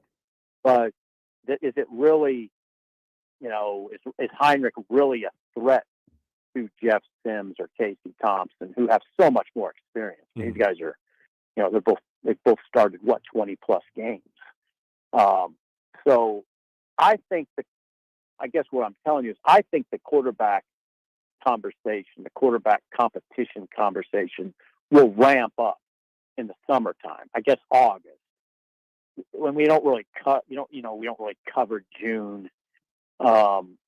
It'll be going on in June. I mean, it'll just be kind of hidden. Mm-hmm. But Casey, that's when Casey will probably be able to turn himself loose. He's throwing in a limited basis right now. But I think by June he'll be able to cut it loose, and then it's on. And that's the way I see it. Is then it should be on. Now there's a quarterback competition. There's two veteran quarterbacks competing for the job. Where Casey, is, and then Matt Rule's talking about this a little bit. Where Casey is at a disadvantage is they want the position to run, and Sims has a sizable advantage in that regard. Yeah. So if we don't ever hear, because Rule has said Sims, Purdy, Harburg have all made strides in running the football. If we don't ever hear that from Thompson, I just can't see him being QB1 in this system. Yeah, I mean, I get it. But again, if Casey comes out in August and is moving the team's responding to him, and Casey can run. I mean, that's the part of the conversation that his dad would emphasize, is that when Casey came out of high school, the conversation was always, Casey can run, but can he throw well enough to compete in Power 5? Then his game evolved to where it's now, Casey's a thrower, he can pass, he throws it really well downfield, but is he a good enough runner? So now we all saw him run last year, and it didn't look like when Jeff Sims takes off. He doesn't have that sort of speed. He doesn't have that sort of size. So yeah, I mean, Sims is going to have an advantage there. but Casey can make up ground in other ways. For instance, Casey's intangibles are off the charts good. Casey will know the offense. He'll be able to coach the offense. Casey learns offenses like that. Casey makes sure he's in tune with receivers. All the intangibles that a pro quarterback you'd expect from an NFL quarterback. That's how Casey operates. So maybe I'm just kind of blowing hot air. This is never going to work out for Casey. I just hope he gets a fair shot. But hey, now let me quick before Nick jumps in here, and you know the family pretty well. You're pretty confident that he will be in uniform in August. Casey? Yeah. Yeah, I'm confident. Okay. And he's got an NIL deal that's significant, and that's a big part of the conversation. Well, he's definitely an asset. I mean, he's an asset to Nebraska football. There's no doubt about that. And really, I mean, at Nebraska, how many years of late has Nebraska gotten through with just one? Go to number 2. So the person could be valuable in that way. And I just think it's very valuable to have 2 guys in the system that have that much starting experience, one of whom is 24 years old. I mean, Casey's. Now, if Casey wouldn't win the job, would he continue to comport himself like a pro? I think he would. But some of that stuff you just don't know for sure. Sip, earlier this week, listening to Marcus Satterfield talk, and then also Donovan Raiola, they continue to kind of, it seems like they're working well together, and that group working well with one another. But a lot of observations, and you've seen some of the practices too, as far as Donovan Raiola, the way that he seems to be coaching, or just his presence now compared to last year. Have you noticed a difference? And it's been kind of brought up even on the show that maybe Donovan is able to kind of maybe do a little bit more of what he maybe even sought out to do a year ago when it comes to kind of teaching that position. Yeah, I think so. I mean, I don't think that Whipple. I mean, you guys probably talk about it, and it was sort of an undercurrent discussion, but it was a discussion and it was real. This is real. Raiola and Mark Whipple, I mean, they weren't always on the same page. I mean, Whipple wants to run it. And I was wrong on Whipple. I thought Whipple would come in here. I was wrong. I thought Whipple would come in and see, in this league, you gotta be able to run it. And he didn't. Now they threw it effectively. I mean, they did. So he wasn't totally wrong, but I thought Whipple might have just a little bit more. What I'm talking about is Donovan, of course, would want a more defined run game, a more elaborate run game, a more dedication to the run game. That's more fun. We'll talk about Donovan Raiola. That's what he wants. He didn't get that. And it wasn't always pretty. It wasn't always pretty with Whipple and Donovan. Again, undercurrent discussion. But yeah, I think that he'll jive much better with Satterfield and Rule because they do seem very determined that Nebraska returns to being a tough, physical, conventional running team. Conventional meaning it's not just Adrian Martinez, creating situations where he can run enough to lead the team in rushing or be second. No, I don't think it's going to be that way. I think they want a good conventional running game that they can lean on in the fourth quarter of games. They have almost daily brought that up. I want to shift to the other side of the ball real quick here because Elijah Judy spoke the other day, and he's one of the Texas A&M mass exodus guys. And I'm looking at the defensive line, and there's Ty Robinson, and there's Hutmacher, who I think a lot of people will be very curious to see Hutmacher on Saturday. He looks different, and he's playing different. He's just not like a block of granite right in the middle. He's actually got a little fluidity to him. And then there's the wild card in win. How do you see, when we get to August 31st, how will that defensive line look? Did I just give you the 3 starters in your opinion, or is Elijah Judy somebody that has a chance to break that through? Oh yeah, no. I mean, I don't.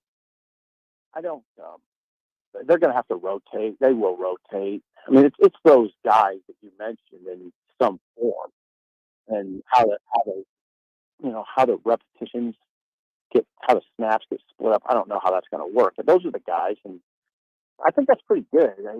Like I keep saying, they could use one more maybe to throw in there. Laquan Buckley is a big part. Yeah, I think now I gotta watch that video. I don't know the rules talking. I want to see what that. Judy rolled his ankle scrimmage the other day. I've heard various things about it. I don't know if it's serious or not, but I want to know. But no, I think those guys are. I think they can be sufficient, and hopefully a little better than sufficient. The guy I'm really most interested in is Stephon Wynn. I mean, Wynn had a good scrimmage Saturday. I haven't asked him because I was part of his interview group the other day. He looked bigger to me in a good way. He looked like a house. And I think he's huge in this. I mean, a guy like that could be gigantic in this. And, he's been an adequate player. You just hope. I mean, you could say that about a lot of those guys, by the way. They've been adequate. But, you need. Got to be better than adequate. Adequate.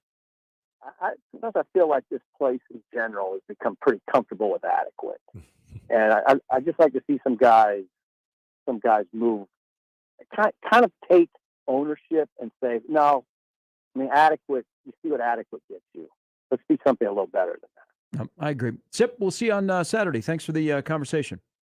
Thank you. Take care. Yeah, appreciate it. All right. Adequate. Nebraska. He's right. I think he's right. T-shirt. Well, it goes back to guys got to start becoming, comfortable being uncomfortable. Yeah.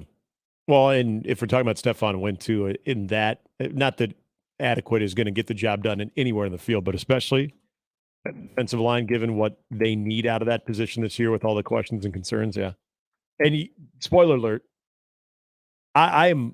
you brought up Nash Hutmacher. Everything I've heard, and I know you've probably have seen more or heard more about just his physical making. We've seen him, speak, but just watching him move around, that's a guy that I'm really, really fascinated to see how he meets. You talk about just being a big block, which I think is a good description. If there's some fluidity to him and he's able to contribute to that, there's a guy that I think we've all been kind of waiting to see have, a big impact. And if maybe they got him right physically, how that could impact this defense too. Yeah, judge Terrence Knighton on his developmental skills by Hutmacher and also Buckley.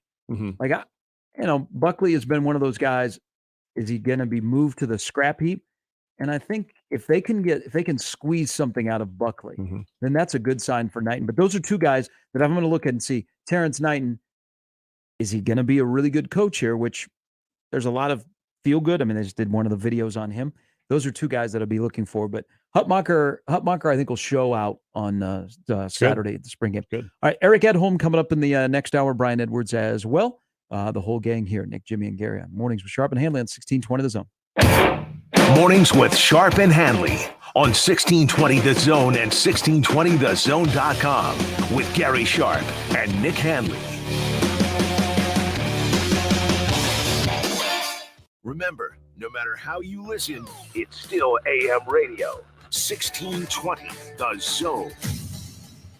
Ever walk through a door and see all the trucks?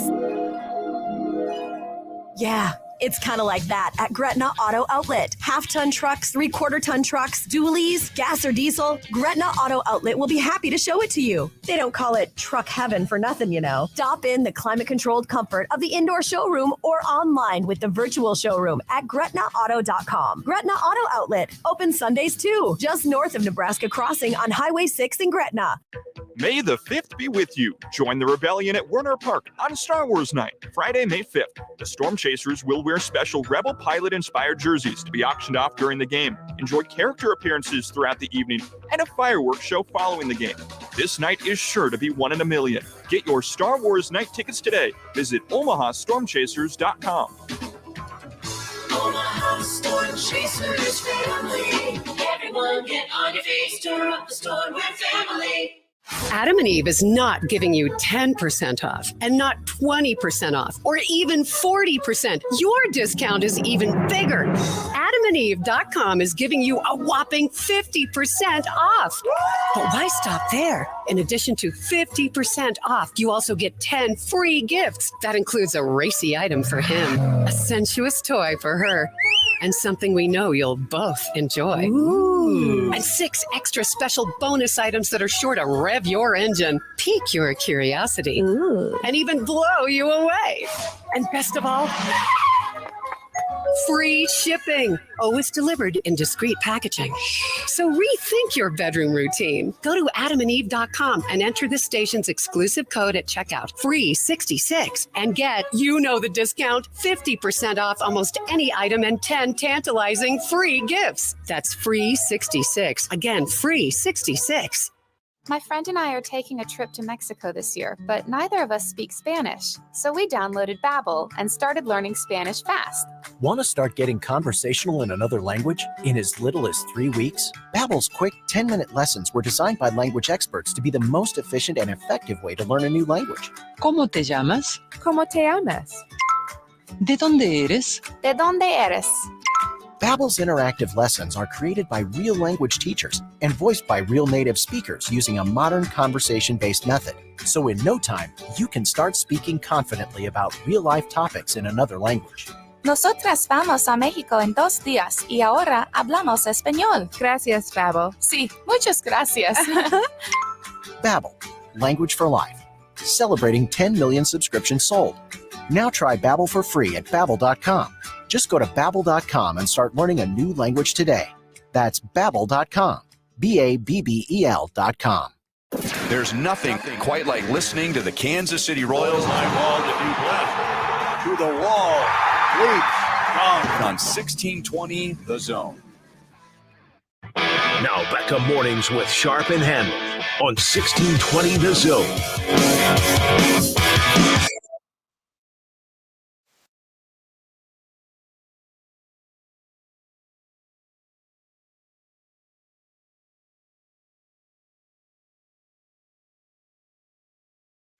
All right, today's not only 420, it's also supposed to be the day on Twitter that the legacy verified badges are all eliminated. I saw that. Yeah, it's a sad day for our proud badge wearers in the Twitterverse.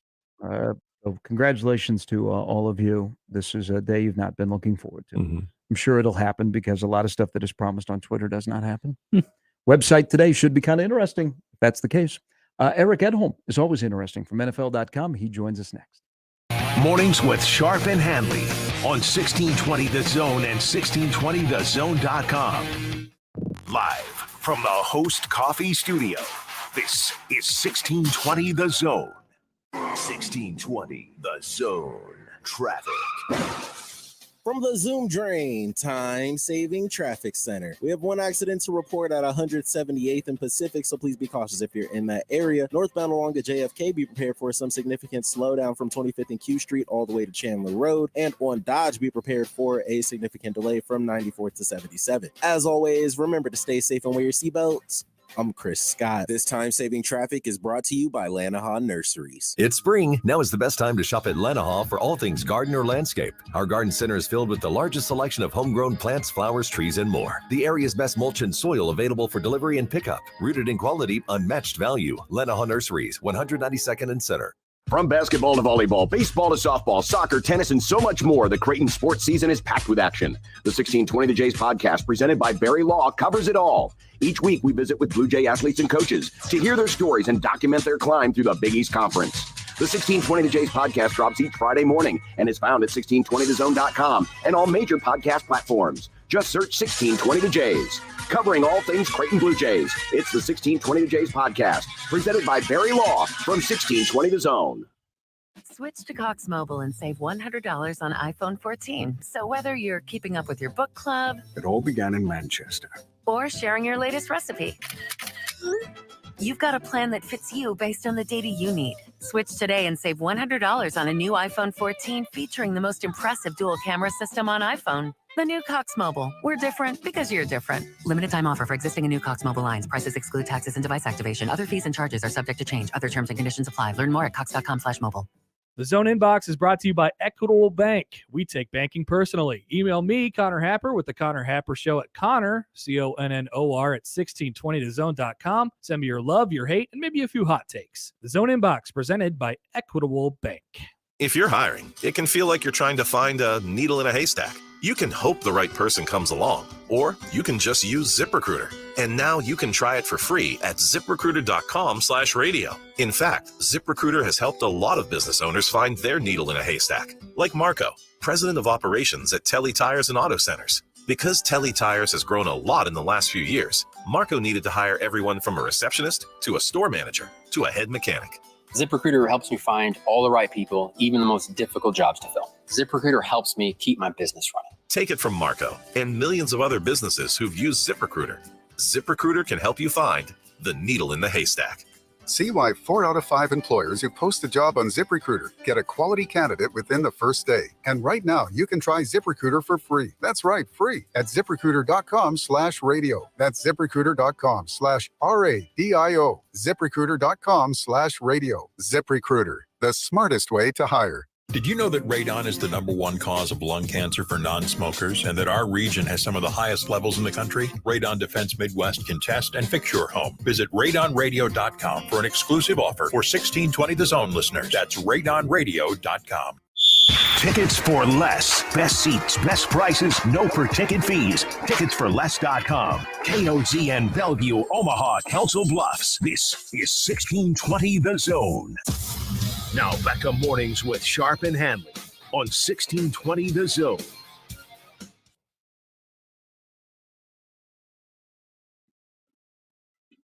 Week from today, down in Kansas City, the NFL Draft, the 3-day extravaganza, over 300,000. Panthers are on the clock. Bryce Young is already in Carolina. We kid because we care. Now we focus on pick number 2. But for right now, a week away, we focus on the most popular Mizzou grad on 1620 The Zone that joins us regularly, Eric Edholm from NFL.com. Good morning, my friend. How are you? I didn't know I was bestowed that honor. That's pretty cool. Yeah, a lot of people have hate for Mizzou around here. Kellen Winslow was at a banquet last week, and he stepped all over Nebraska. Yeah, so we have to say Eric is a Mizzou grad from the great journalism program, so he's welcome here. I have nothing but healthy respect for the University of Nebraska. So quick story. I went up there in 1994. It was a last-minute trip with a bunch of buddies. I think we arrived in Lincoln at like 4 a.m. and there was a football game at 11 the next morning or whatever it was. Sounds like my Waco story. I watched you guys pound the tar out of Oklahoma State that day, and I had about 5 Nebraska fans take me to the gate, take me and a few friends to the game, and they couldn't have been more nice. I mean, I'll always remember that, and believe it or not, Oklahoma. I know that doesn't go over well locally, but 2 schools where I thought, wow, fans are great here. Like, I love them. So, hey, I got nothing but good stuff to say about Huskers country. That was the good days. And you know what? We've had a couple of Columbia references today because we were talking about Harpo's earlier. Oh, nice. All right. Yeah. I told a good Harpo story a couple days ago. I'm sure those don't go away. And it was? Right. No, your Harpo. We've all been to Harpo's. Your best story at Harpo's? Oh, my best story at Harpo's. Oh, sorry. Yeah, okay. The night we beat the night Missouri. Oh, good for you. Yeah, had to correct that one. In what year was that? 96. We weren't very. But let's try that again. Missouri basketball was not very good that year. Kansas was undefeated, #1 in the country. I mean, no business beating them. Corey Tate banks in this crazy shot in overtime, and I mean, it was mayhem. It was like our high point of the season by a million miles. Mm-hmm. Got to Harpo's. The entire campus was there, and Jason Sutherland, who was the guard on that team, accidentally dumped an entire beer on my shoulder and some of my neck. But it was an accident. It wasn't his fault. So it's hard for a 6'1" guy to spill a beer on a 6'5" guy's neck. By the way, I'm gonna miss that. As a weirdness right there. Eric Edholm joining us. We could just exchange stories of all of our college days. But a guy that has an interesting college story because he only completed 55% of his passes. I know how you think about him looking at your mock draft. Is Anthony Richardson a gamble or not a gamble? Well, it's a great question. On some level, he absolutely is because of the small sample size, and we've seen, multiple times in the last 10 years where the small sample size quarterbacks often come with this shiny kind of excitement, like the allure, the upside, the intrigue. So the fact that we haven't seen a lot of them, we're doing some projecting for him as a thrower. We're saying, he'll get better in terms of his ball placement, his accuracy, his ability to, read complex defenses and work in complex systems and things like that. I didn't love Florida's offensive design last year. Didn't love their receivers. So I think there was some explanation for that number. There were a lot of drop passes. There were a lot of miscommunications. Hard to know who's to blame. But I think his running ability gives him a floor. I mean, let's say he's Justin Fields. Okay, well, Fields at times struggled as a passer, but has, ran for 1,200 yards last year.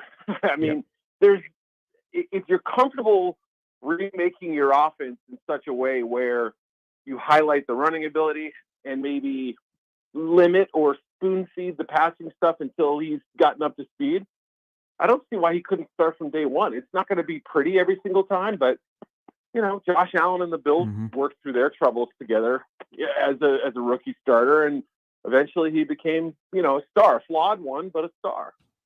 Well, Eric, and I don't know what you're hearing when it comes to the separation between, say, Richardson, as far as maybe quarterback needy teams on how they are valuing him, like between Richardson and even a Will Levis. Do you feel like there are we starting to see some bigger gaps between maybe the Bryce Young, CJ Stroud, then, the Richardson, Levis, in whatever order you want to put maybe those last three in? Is there gaps, or do you think they're all kind of right on top of each other?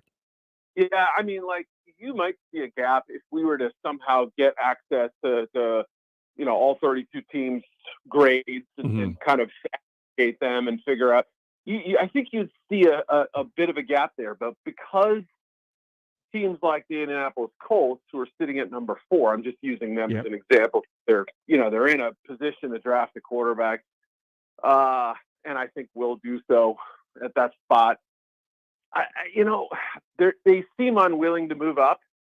Even if CJ Stroud were to somehow make it past the Texans at 2, which I think is a possibility that we have to acknowledge.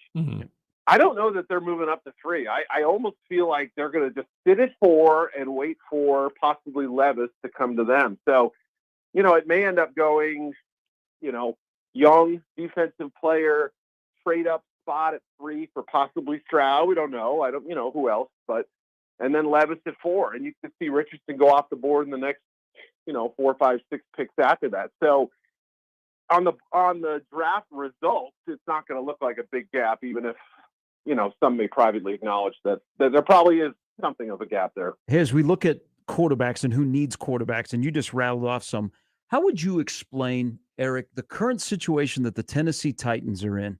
It seems like they're in a weird spot with their current franchise, and then, oh, by the way, Ryan Tannehill. Yeah, it's hard to figure out what the present and what the future are for this team. We heard the talk around the combine, not loud, but you want Derrick Henry, you can have him. You can make a trade offer to the Titans. So I think that's going to happen. Probably not. I think they know that. But I think if they do end up with a Richardson, let's just say, that's probably the most likely guy, but they could make a bold move up to 3 or something like that and leapfrog a couple of teams that are interested. Then maybe Tannehill is a June 1st cut. So it's possible. I mean, you could go that way. That would leave you with Malik Willis and a rookie quarterback. Would be a little shaky for me, but some teams have done that route before. Mike Vrabel can coach. I think he's going to get the most out of this team. We saw things really fall apart last year. They need a lot of stuff. They're not a complete football team right now, but it wouldn't shock me to see that direction be taken at some point. So they also could gamble and sit there at 11 and kind of play it by ear and maybe only have to move up a spot or 2 or perhaps not at all. I mean, I've played with a couple scenarios where a quarterback actually kind of falls to them without forcing it. So I don't know. Offensive line is another spot they've done work on. You can see continued additions in the defense, but yeah, I would not be stunned at all by QB. Eric, a team you know very well, living out there and covering them as well in the Chicago Bears, now at number 9. It seems like the consensus is they're going to go offensive line. The question is, would it be a Paris Johnson, who I know you have, or a Skoronski from Northwestern that we've seen kind of linked to them? What would maybe lead you to the Paris Johnson over Skoronski if you were making that decision? Well, he spent a few semesters on campus with Justin Fields. No, that too. Some people around here have mentioned that. You know, it's like mentioning that Bill O'Brien and Mac Jones overlap by 2 months at Alabama, right? Right. Not a whole lot, right? So, no, he's a really fascinating kid. First of all, he's very smart, kind of a Renaissance man. He's an interesting guy to talk to. That's obviously not the primary reason you draft him, but I do think Ryan Poles, the GM, is looking for quality people. They did do a lot of work on Jalen Carter, who I think if he flips would be a discussion to be had there. But I think the length is really the biggest thing. If you look back to, Poles came from Kansas City, and you kind of look back at who the Chiefs have had at tackle, who the Philadelphia Eagles, who are obviously still influenced by, similar scouting philosophies with Andy Reid being there and whatnot. They tend to go for those longer guys. Could they draft Skoronski as a guard? Absolutely. I think a lot of teams are saying, like Ali Vera-Tucker a couple years ago, great college tackle, going to be a great NFL guard, and you wouldn't feel terrible about it. So maybe they're open to it, but Paris Johnson, his length, his athleticism, his versatility, he's played guard and tackle. I just could see that being the tipping point. How will the cameras treat Jalen Carter in the green room on draft night a week from tonight? Great question. I think, there has to be a measure of, there's got to be a somber tone, obviously, because he was involved in an incident that resulted in the death of 2 people, tied to the Georgia football program. The way Carter handled his business after that may not have been ideal. Does that mean he's guilty of their deaths? I don't think you can say that. I mean, we have to be fair, but also serious about it, and then make sure that, we're not just making this stuff up. We're not amplifying this story for clicks and retweets. This is, you ask anybody in that program, and I have a good friend who works there, and he said, it was a really dark time there for about a week where, people were walking with their heads down, and then to hear Jalen was one of the people involved in the situation, it kind of cast a pall over the program that was, celebrating a national championship. So it's a serious deal. And there's some other character stuff that teams have been able to dig up on him. And are they the type of things that, take you off a draft board completely? For some teams, maybe yes. For others, probably not. So, there's a serious nature to it. But he's also a young kid who just probably needs to grow up and learn a little more responsibility. Eric, I feel like I probably ask this every year, and we probably have this conversation when it comes to drafting, and that is the wide receiver depth or elite wide receivers. And every year it always seems like there's a bevy of guys. You can get some quality ones, even heck all the way in the 4th or 5th round. But when you look at some of the top-end guys, how do you kind of compare the projected first rounders to some previous ones? Does it seem maybe on the top end a little bit underwhelming compared to a couple of years, or is it just the demand of the quarterback class kind of pushes those guys back a bit? Yeah, no, absolutely. It's the high end questions. I think that's really how you frame the position. Is the depth is okay. I think the depth is moderately comparable to recent years, which have been hailed as the best 4 or 5 year run of wide receivers in draft history. So, you could argue maybe the late 90s, starting in 96 was better, but still, I mean, the point is we're having a debate about the recent draft wealth at that position. This year pales in comparison because of the high end options. First of all, a lack of size. Yep. A lot of smaller guys who didn't run blazing 40 times, good, but not great 40 times.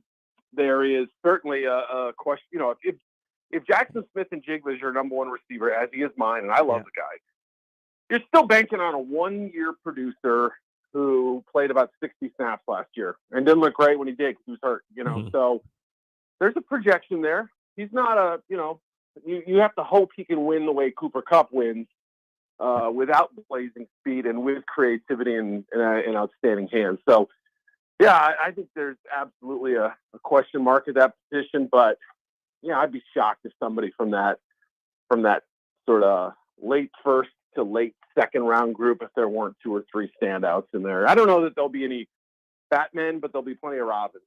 Yeah. Hey, you've been in this game for a long time. Have you ever seen what has gone on down in Texas with Patrick Mahomes? That they requested to have Zay Flowers and Quentin Johnson come and work out with Mahomes. Not, we're going to TCU or Boston College to see you in a workout. We want you to come to Camp Pat and work out with our quarterback. You ever seen that before?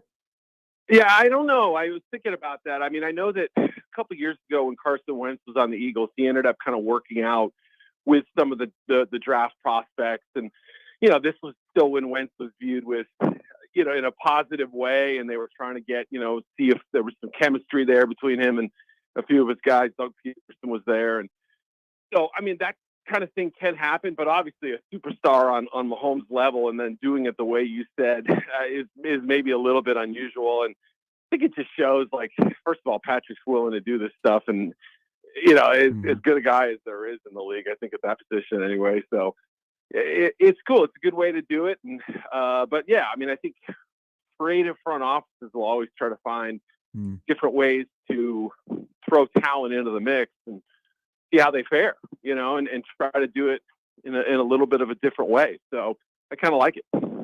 Eric, I brought this question up yesterday, and I want to get your thoughts. And I was mentioning the New England Patriots yesterday about this question, but I want to get your thoughts on if there's a couple of teams. Look, the draft is important for everyone, whether you're the Chiefs, Super Bowl champions, or you're a team that's looking to try to establish yourself. Is there a team or two that comes to mind that they just, it's critical that they just get this right in 2023?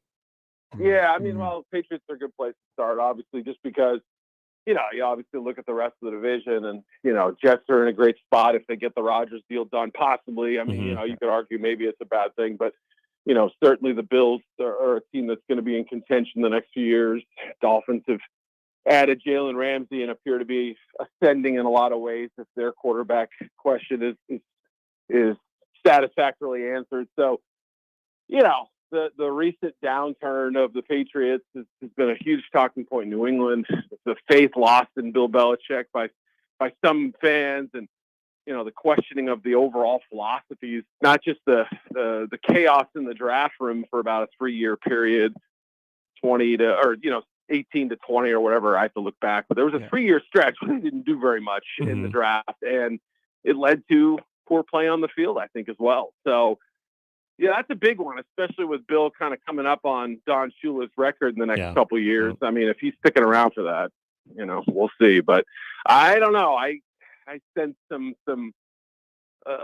underswell of tension there. I don't know what's going on in New England, but it feels a little weird right now. Hey, we'll get you out here on this. And while the quarterbacks being drafted will be the story, the quarterbacks that are currently in the league will be the story, whether it be Lamar Jackson or for the second time in the last 3 NFL drafts, Aaron Rodgers will be a storyline, and whatever's going to happen with him. But the Packers are at 15. You play GM. You want Jordan Love to succeed right away. Who are you grabbing at 15? I think they can kind of sit back and there are a lot of options for them. I don't think they have to press at one position. You'd love to get a tight end. I think a slot receiver is an option. So Smith and Jigba, if he's available, Mayer, Kincaid have been mentioned as possibilities, but the Packers are not the kind of team that you just say, all right, they're at least with this front office, they're definitely going this position or even this side of the ball. I mean, the last few years trying to figure out what they're going to do has been pretty tough. I've had a low success rate. So I hear you. I think that's a smart way to go about things, right? You add more talent. It would be funny if they did add a receiver after all these years of not doing it, but yeah, I think a tight end is a possibility if they feel like Mayer has enough speed, enough separation ability. He could be the pick. Wow, fantastic stuff. I always appreciate our conversation, Eric. Thank you. All right, take it easy. Have a good day. That's Eric Edholm from NFL.com. There's a lot of good stuff in there. In the NFL, too big to fail. I mean, there's always something, and all the storylines. I mean, we could go through all of the teams. But Green Bay is kind of interesting at 15. The Green Bay one is fascinating, and I love what Eric brings up there too. How much of this draft is Aaron Rodgers watching on, particularly what Green Bay does, to see, knowing that it's the consensus, it's just a matter of actually putting ink to paper of when Aaron Rodgers will be in New York playing quarterback for the Jets. How much will he be paying attention to what his old team is doing compared to how they tried to surround him with talent? Because that was a big part of Aaron Rodgers' frustrations with the front office. And if you look at, okay, we cannot introduce our new era, our new quarterback era in Jordan Love to our fans and into the NFL without giving him, legitimate weapons. Christian Watson's a very good player too, but what are you doing? If you go early and you go in on the skilled position, how's that going to make old A-Raj feel about going about that? So his, I guess, future team, the Jets are at 13. Mm-hmm. What do? They don't need a wide receiver. Nope. But do they go Paris Johnson Jr. from Ohio State at offensive tackle? So we got to protect Rodgers for his year or 2 years or 3 years, however long going to be there. And then the Packers go at 15. I mean, I think the Packers have to go. Eric was alluding to Kincaid, the tight end. But I think if like a Quentin Johnson from TCU is there, they grab him. I think that's the best way to say Jordan Love's our quarterback. Let's surround him with weapons on offense. And Quentin Johnson is a legit wide receiver one. Next to Watson, which would be, that'd be a formidable task right there. Yeah, it would be a really, really good start. And, he's still got Aaron Jones that is back. Yep. I mean, you've got a healthy running game, and it's somewhat of an aging offensive line, but it's still, I think, an adequate offensive line that you could go the tight end route as well. Again, a weapon, though, a pass catcher right there, too. All of that, like there's that part of me that just because he ripped my heart out for so many years, Aaron Rodgers as a Bears fan, there's part of me that just wants to see them go the exact opposite of what Aaron Rodgers always wanted, just to kind of stick it to him. But then I know if it actually works, then I'm in the same boat I've always been. And that's the Packers just ruining my Sundays. So, see, I think Love and Kincaid could make a nice little combo. I like Dalton Kincaid. He's a tight end from Utah. But you said earlier, and I agree with you, Skoransky, if he's there at 9, keep him in Chicago. Yeah, I would love that. And I know that you're probably looking at the offensive tackle specifically, and Paris Johnson gives you that. And I mean, there is that connection with Justin Fields, but Skoransky, I think being versatile, and that's kind of what I've noticed right now early is that new coaching staff in Chicago, they're not really pigeonholing you. They're looking for the versatility. So I think that's where Skoransky, who can play guard and tackle, I think gives you a little bit more value. And kind of depending on which mock, Johnson's brought up, if certain people are putting Paris Johnson with Chicago, they tend to also bring up, or could be Skoransky. And if they have Skoransky, they say, or could be Paris Johnson. So I don't think you could probably go wrong with either one. But yeah, Skoransky being a Northwestern guy, I think that'd be pretty cool too. Top 10 picks, you could have more guys from the West Division of the Big Ten than the East Division. Right. Because Devin Witherspoon is going to be a star. And I hope that the Raiders are dumb enough that if he's there at 7, they say, nah, we're good. Because Devin Witherspoon, the cornerback from Illinois, I absolutely love him. The other big discussion will be is if you're looking for an edge guy, are you going Will Anderson or Tyree Wilson, the edge from Texas Tech? I don't think much separates them. Some people think that Will Anderson is the best player in the draft. I still think Jalen Carter is the best player in the draft. Too. And what's going to be scary for teams in the NFC is if Seattle comes up at 5 and they don't like their quarterbacks who they like are gone, because you could have a run of 4 straight quarterbacks. Yep. You could have Young, Richardson, Levis, if Tennessee trades up to 3, and then Stroud come off the board. So Seattle's not going to get the next Geno Smith sitting there. Jalen Carter, that would be pretty juicy to grab it at 5. And, he mentioned it too. And again, going back to Chicago, he was, when they were slotted at the number 1 pick, a lot of people said, well, they're obviously not going after quarterback. That's why they're most likely going to trade back. But Jalen Carter was always linked to Chicago. And as you mentioned, Ryan Poles and that staff did a lot of extensive conversations with him. He was brought in there and sounded like they like him. If he were to fall back, I'm with Eric. I think that would maybe sort of reprioritize what they want to do, because that defensive line, that's something that, they did some nice things defensively in free agency, but the defensive line, they've had essentially no pass rush. They've had essentially no real strong defensive line presence in the last 3 years. So if he fell back to Chicago, that could be an interesting thing. And also, when you talk about edge guys, Lucas Van Ness is shooting up as well. Yeah, from Iowa. So Iowa, Minnesota, Illinois, Northwestern all will have first-round guys. It's impressive. Northwestern will have more guys drafted than they won games. And Nebraska will probably only have one guy drafted. That's Trey Palmer, probably in the 4th round. All right, we got to take a quick break. We got to Ask Us Anything. We got Brian Edwards as well. Good stuff with Eric Edholm. Draft is a week from today. We'll have much more leading up to that as well. As I did not get the invite to go to Camp Pat to work out with Patrick Mahomes. Sorry about that, man. I think it's your route running ability. He doesn't question your speed. Somebody said yesterday, I think it was on Rich Eisen's show, they said, well, why would Kansas City reveal who they like? Everybody likes these two guys. Yeah. I mean, it's scary if they last until 31, right? Which they won't. But somebody's like, well, why would Kansas City reveal that these are two of the better wide receivers in the draft?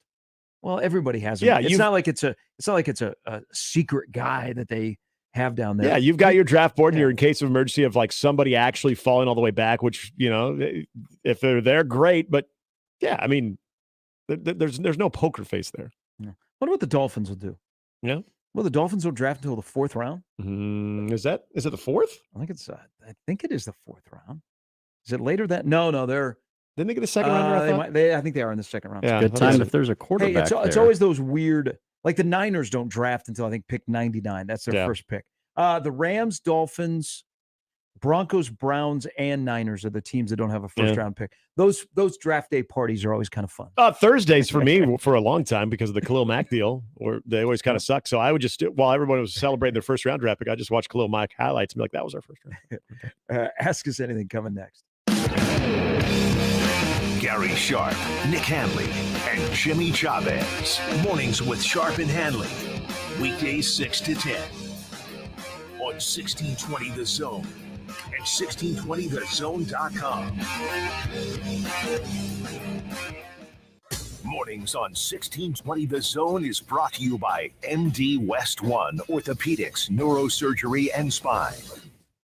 Previously on Unsportsmanlike Conduct. So in a way, college football exists because it has to. It's a feeder system, but it's a minor league system that does its own thing, even though that's what it is. That's what happened. That wasn't why college sports came to an existence in the first place.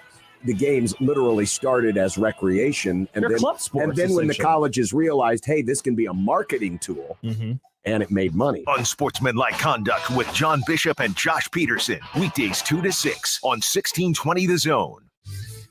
Your Omaha area forecast from Canoyer Garden Center and KETV Newswatch 7 on 1620 The Zone. Breezy and much cooler Thursday with scattered showers lingering through the morning. Expect some late day sunshine with northwest winds gusting 20 to 30 miles per hour, highs in the mid 50s. I'm meteorologist Sean Everson from KETV Newswatch 7. Hey everyone, Josh Peterson here for my friends at Kugler Vision. There is so much to do in Omaha in the spring, whether it's going to the ballpark, hiking on any of the local trails, or just hanging out on the patio and enjoying the breeze with friends. Why not see all of those things and more with the best vision you have had in your entire life? Kugler Vision, the only place in Nebraska that specializes in all 7 FDA-approved forms of modern vision correction. Schedule a consultation online today at KuglerVision.com. It's time to wake up your taste buds. Introducing my new Fiesta Line Chicken Pizza. Spicy taco sauce, generous amounts of chicken, green peppers, onions, jalapenos, mounds of cheddar and mozzarella cheese, and finished with a tangy lime sprinkle. Add your favorite one-topping pizza and my sweet cinnamon monkey bread. Fiesta Feast. Now that's a fiesta for your mouth. Godfather's Pizza. Do it. Sorry, but we actually have a wait list for our Monstera. Shaw's greenhouse is really bringing in the green. We can't keep snake plants in stock. She needs a construction manager to build on her roots and grow. We could add a whole section for ferns. Here we'd have dahlias, dahlias, and more dahlias. Indeed can help her hire great people fast. I need Indeed. Indeed you do. You can schedule and conduct virtual interviews all from your employer dashboard. Visit Indeed.com/credit and get $75 towards your first sponsored job. Terms and conditions apply. Whether you own a local business or a global one, you know that these days, generating growth is a challenge. By teaming with Bank of America, you'll not just stay ahead of the curve, you'll move it. With access to experts, award-winning insights, and business solutions so powerful, you'll make every move matter, locally and globally. Visit bankofamerica.com/banking for business to learn more. What would you like the power to do? Copyright 2023 Bank of America, N.A.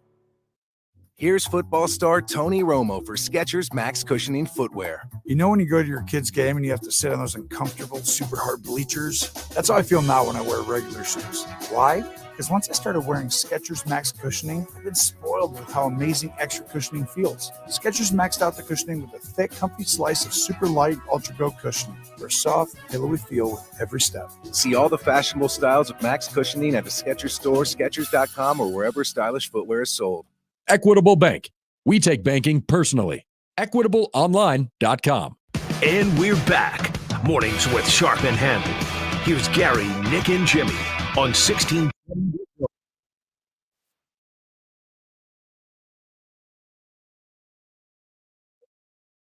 Every Thursday by our good friends at Oscar's Pizza and Grill, home of the Big O Pizza, Char-Buff Wings, and much more. Not just those two items. You know, you open up their menu, they have more than just those two things.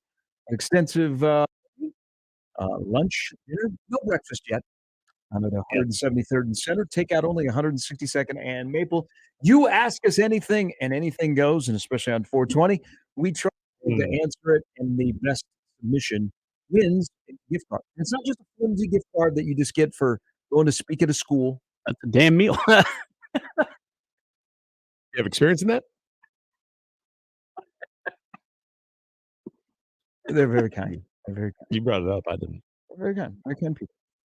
Very kind people. It's like when you educate our youth. Big fan of that.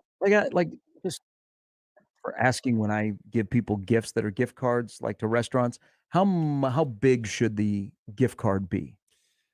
I think it's the level of relationship, like how long you've known them. Okay, I don't know them very well. Is $5 enough? If it's coffee, yeah. Yeah. Okay, so this was a restaurant. 25? Restaurant? Yeah, I'd say bare minimum $15, but yeah, I just round up another $5. So, things cost more these days. 20. They were very kind. They gave me a $5 gift card to a restaurant. Wow, that's very Howard Schultz of them. If you watch Sonic's Gate, it all makes sense. You didn't tell me that part. No, but so this is the anti part. The gift card that is up for grabs every Thursday is really, really good. It's robust. People at Oscars are awesome. More than 5. They are really, really kind to 1620. And so we ask that you be kind to them as we are out there frequently. All right, Jimmy, question number 1. Man, hungry. All right. Yeah, you couldn't get nothing for $5. No. Fine. It's the thought that counts. You just didn't tell me that part. There's just not much thought. You hand them the gift card and they say, well, you still owe us $3.55. Cash you're or like, what? When you got to hand over 2 cards, one being your credit card and the other, yeah, that's like, all right. You know what? Just give me the gift card back. What is the person that actually, the vendor taking that, what do they say? Like, oh, did you use some of it already? I don't know. And it didn't look like it was new. It looked like it might have been used. The thought that counts. Did they bring back that logo? Didn't have to give you anything. Didn't have to give you anything. Guy pulled it out of his own wallet and he goes, here, thanks. I think I got $4.75 left on that thing. Can you run this, ma'am? See how much is left on it? I have no idea. 69 cents. Sorry. This is from David. Danny Nee, so that gift card might have been from during the Danny Nee era. Danny Nee was by far the best dressed coach in Nebraska history and had his own necktie collection by Gary Michaels back in the 90s. Shout out Gary Novotny. And Nate. If you were to encounter one of his incredible multicolored and multi-pattern ties at a garage sale that time of year, etc., are you obligated to buy it and wear it to work at the next opportunity, regardless of your job? These ties were so loud that they would make the Fresh Prince clothes blush. Talking about his Bel Air prep jacket. Yeah. Oh, yeah, I think so. It's signed. I don't always wear ties. When I do, I make it the Danny Nee signature collection. They were some really, really nice ties. Danny was a really, really good dresser, and he'd have the Husker blazer. I see. I honestly, yes, the Husker blazer was a signature look. I honestly don't remember the ties. like how loud they were. Ties were ties to me, back then. So didn't give them pay much mind. So, but if it was a Danny Nee special collection tie, yeah, I'd wear it. We'll see. Hopefully, Navat outfits the Husker football team again. Frost asked, "Hey, can we have all our guys in suits when they get off the bus at home games?" And Navat said, "Yeah, I'll take care of you." And then it turned into a wild scramble of, you got all kinds of different sizes. They're playing football, and they did all the suits for them. So they look great. Yeah, they look great. I will say that's a big deal for college athletes to find a way, especially for males, to find a suit for them. Yep. Because when they're done, they're going to need a suit for a job interview. Mm-hmm. Even when they're on Zoom, they just don't have to wear pants. Right. That's true. Yeah. Which is how I did it. So you know what? I haven't seen one of those ties in a long time. They were really, really good ties. But Danny was so tall in the trunk that he could wear those like long ties. Yeah. And so, yeah. We've all had suits off the rack, but to get one that's tailored to you, for you, that's when you feel kind of cool. That's big time. Yeah. Like you think you go to garage sale and, hey, there's Cam Jurgens' suit. It'd stand out. Was that tight end Cam Jurgens or was that center Cam Jurgens? It was center Cam Jurgens. Oh, okay. Yeah, that'd be noticeable. Our second question, would you rather read a newspaper columnist or the newspaper comics? I have not read the comics forever.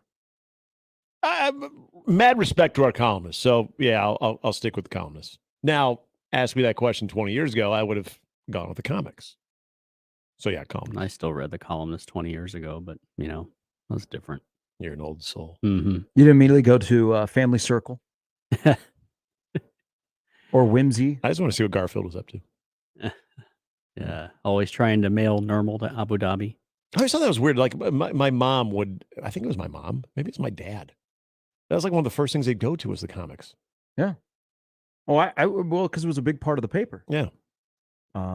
It was a major part of the paper. Like, Garfield was, Family Circle was like the big one. Right. I remember Calvin and Hobbes. Yeah. Dick Tracy. Yeah. Like Flash Gordon, Spider-Man, that kind of stuff. Yeah. And Beetle Bailey was another one. Yep. It was like that comics were a big deal. Right. And then a lot of papers got rid of the daily comics. Yeah. I mean, there are fewer.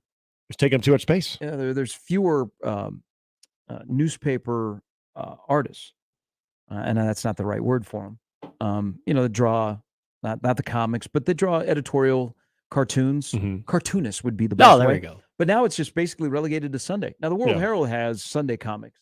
Like they have their own separate section. Like they deliver your Sunday paper in two separate ones, and the smaller one has the comics wrapped around it. But I would read a columnist. I would go columnist first. Yeah, agreed. That's how I've always been. And people don't read the paper physically anymore. That's true. Or most people. This is still a good physical newspaper town. Yep. They've gutted out the World Herald, which is unfortunate. But people here still like the physical copy, Mm-hmm. even though essentially nowadays you can just do your whole life on your phone. Yeah. You can read the paper, you can watch your movies, you can watch your shows, you can operate your house, pay your bill, call people. Yeah. You could you do an entire day, even this show, off of your phone? In a day in the life of Nick Handley, can you do it all off your phone? Yeah. Yeah, you can get on StreamYard. So yeah, you'd be. Yep. You could do, so the show, yes. Do you have it set up where you can like open your garage and other things? Garage I can open it with. Now I don't necessarily know how my phone could pick my son up from daycare. Uber. Oh yeah. I think there needs to be some type. Well, yeah, actually no. There's a there's parental consent. Kids Uber. Yeah, there is a parental consent so thing you for could that. do So that. yeah, you could. Yeah. So if you have your phone, you can run your whole life. You could. My life is a banana. Or no, wait, that's not. I identify as a banana on Twitter. Good morning, I identify like as a banana. the Wizard of Id. My life as a banana. All right, the last question. All right. Do you think fans should be very mushy existence? A bruised ego. Yes. And then you turn into bread. Do you think fans should be allowed to stand for an entire game, even if they are blocking other people's views? Good morning, girl in Cleveland who won't sit down. Oh, this is the sit down in front. Yeah. Because who doesn't, like when In the Levert you're jersey. watching a game, do you automatically, it's usually if the front of the rows start to stand up, so everybody just Yes, follows. yeah, you But follow even yours when in. you're like in row 12 and the first 10 rows are standing up, do you still like look back to see if people I behind you do. are standing? Just to I did that at the Kansas game this year because I'm not down with how everything goes there, and so I just kind of followed. But I did that. It's funny you say that. I looked behind me, like I'm not blocking. So I think this might be off of the incident in Sacramento the other night, where the rapper stood for the whole game. Yeah, I'm Was he? assuming so. He was asked to leave. Well, because what E40? Yeah. He stood for the entire game. Yeah, because he refused to sit down, and that led to the confrontation that he got booted. Now he's been allowed back in, but I'm pretty sure this is where this probably idea comes from. And see, especially in postseason where you are paying premium for those tickets, in a non-stand-up environment or situation, I still say seats are for sitting. I agree with that, but I think you got to read the crowd. You have to read the crowd. I don't think just because you paid, you are entitled to stand in front of someone who also paid probably the same amount of money as you are, and you're blocking their view. If it's a big game, I'm okay standing. Oh, yeah. I told you guys in the World Series Game 5, Wrigley Field stood for the entire game. Only time ever in baseball. I've stood for basketball, and like if it's a big atmosphere, you kind of going in, you're probably going to be standing. Everyone's Yeah, gonna but be standing. but everybody around you is too. Yeah. You're But not you know what? isolated and just standing and blocking somebody. Most people in Sacramento are standing the entire they game. are. Now, if That's what I thought. I'm sitting courtside and I'm standing the whole game, like if you're at the Chi or you're Baxter, or you're at PBA, and that guy in the front row stands the whole game, Yeah, and no one else is. You're being a Richard. okay, yeah, you're probably doing it to be a jerk. Yeah. Yeah. And I talk about the girl in Cleveland who was wearing the Levert jersey on Saturday, game 1. She was in row 1, a couple seats down from Spike. She stood the whole game. Yeah. And then in game 2, she was like in row 3. And I just kept looking behind because you couldn't miss her. And people trying to like bob their head around. Oh, that pissed me off. Yeah, I'm not a fan. The quick little response to this, boy, put this on the back burner. This always draws the ire. It is quickly here. 4 seats are for sitting. 3 stand up and cheer. Actually, it's stand up and shout. Stand up and shout. I did that very poorly. Thank you for Mariano revering me there. Well done. All right, when we come back, Brian Edwards will join the show. He has a little NFL draft prop as well. Plus, we have NBA action tonight. So he's on the Clippers, he's on the Sixers, and much more. And he's got a thought or two about Florida football and Draymond Green. The Eds is coming next. Mornings with Sharp and Handley on 1620 The Zone and 1620thezone.com with Gary Sharp and Nick Handley.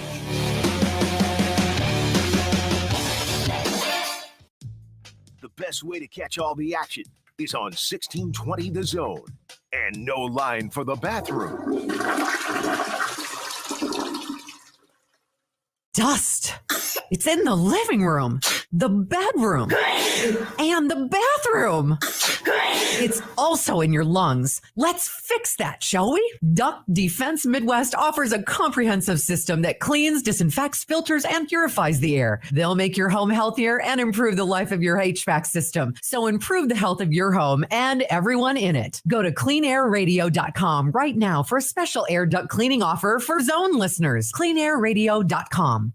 How powerful is the Cox network? So powerful that one day the internet will let your doctor perform miracles from thousands of miles away, Connecting to remote operating room. giving a whole new meaning to the term house call. Operation complete. The Cox network, with multi-gig speeds now available, it's internet built for tomorrow, today. Cox, bringing us closer. Limited availability in select areas. Speeds vary and are not guaranteed. Cox terms apply. Other restrictions may apply. The Nebraska Lottery has given over $900 million back to our state since 1993. It's gone to improve our environment, education, and stay fair. Over $900 million? That's something. I'll say. Hey, I have a great idea for a commercial. Have someone count to 900 million out loud. That would take 28 years. Not a good idea. I don't know, with a little background music and some sound effects. There's another studio down the hall. Why don't you get started? The Nebraska Lottery, 30 years of building a better Nebraska. The Nebraska Lottery has given over $900 million back to our state since 1993. The proceeds have helped protect and improve Nebraska's environment, funded need-based scholarships for Nebraska students, and maintained and improved facilities at the state fair. That's terrific. You should put that on your website. It already is. Just click on beneficiaries in the menu. Menu? You guys serve food too? Maybe you should get off your feet for a while. The Nebraska Lottery. 30 years of building a better Nebraska. Hey, baseball fans, join the Blur Tailgate at Hilton Omaha this June for our 11th annual hospitality event during the College Baseball Championship Series. Book an experience for your clients or employees with an inclusive bar, buffet, TVs, music, and tailgate games. Secure your spot today and let us handle all the details steps away on the south side of Charles Schwab Field. Visit blurevents.com to book your group, buy tickets, or learn about sponsorships. That's blurevents.com, your college baseball and football tailgate destination. Blur Events takes care of all the work so you can enjoy the day. My friend and I are taking a trip to Mexico this year, but neither of us speak Spanish. So we downloaded Babbel and started learning Spanish fast. Want to start getting conversational in another language in as little as 3 weeks? Babbel's quick 10-minute lessons were designed by language experts to be the most efficient and effective way to learn a new language. ¿Cómo te llamas? ¿Cómo te llamas? ¿De dónde eres? ¿De dónde eres? Babbel's interactive lessons are created by real language teachers and voiced by real native speakers using a modern conversation-based method. So in no time, you can start speaking confidently about real-life topics in another language. Nosotras vamos a México en 2 días y ahora hablamos español. Gracias, Babbel. Sí, muchas gracias. Babbel, language for life. Celebrating 10 million subscriptions sold. Now try Babbel for free at Babbel.com. Just go to Babbel.com and start learning a new language today. That's Babbel.com. Babbel.com. Shine Down, the Revolution's live tour. April 25th, Pinnacle Bank Arena.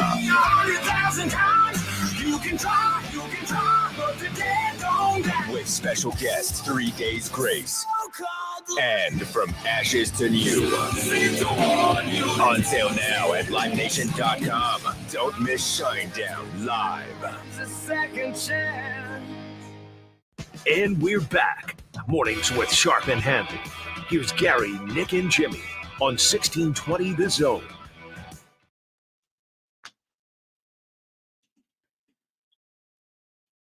All right, a Thursday with our friend, the senior handicapper at VegasInsider.com, which VegasInsider.com, there's all kinds of great information on there, including stuff from Brian Edwards. He joins us now. Good morning, my friend. How are we doing a week from the NFL draft? Doing well. How are we doing over there?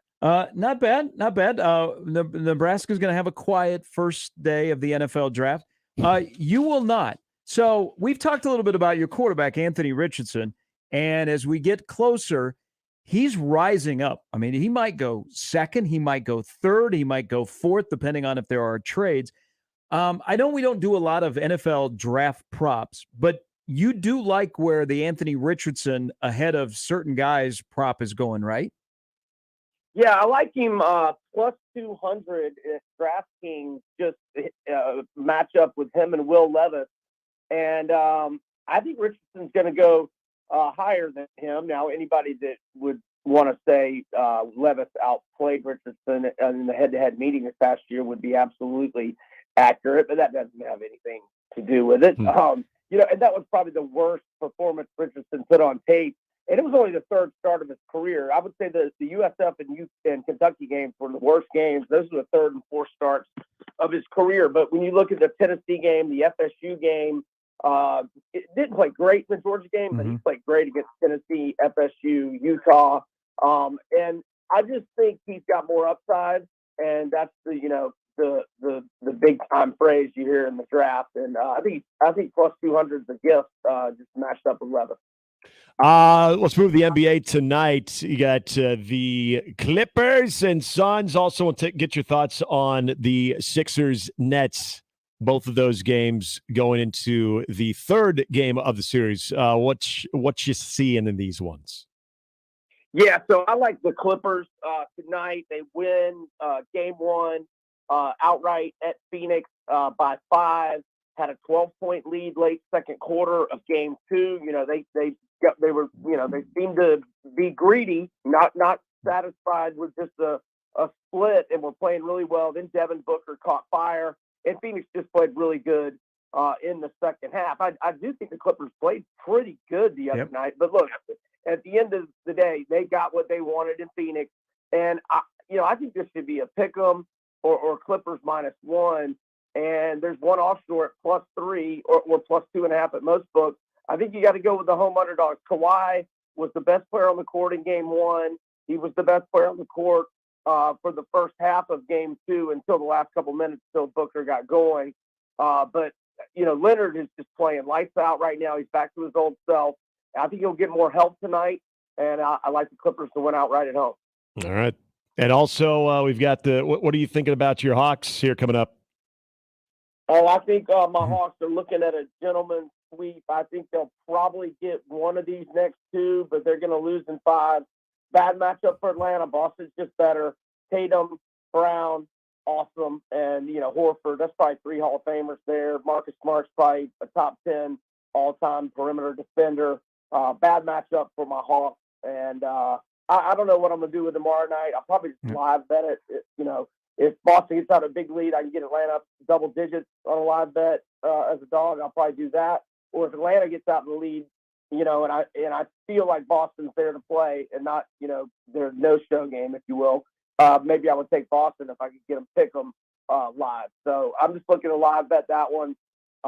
We'll see on Giannis and Ja. Those, health situations impact my opinion on those games coming up. Hey, real quick, this isn't one of your play, and Golden State back home where they're in desperation mode tonight. They're a 6-point favorite. Is the Draymond Green absence a bonus for Golden State or a deterrent? Well, I think it really hurts them at the defensive end. I don't think it's that big of a loss offensively. But, man, they're attacking Jordan Poole when Golden State's on defense. They're attacking Jordan Poole. And he's just so bad defensively. It's almost like, you can't give him the normal minutes he gets where he can, be a big-time factor offensively. This Draymond suspension is complete nonsense.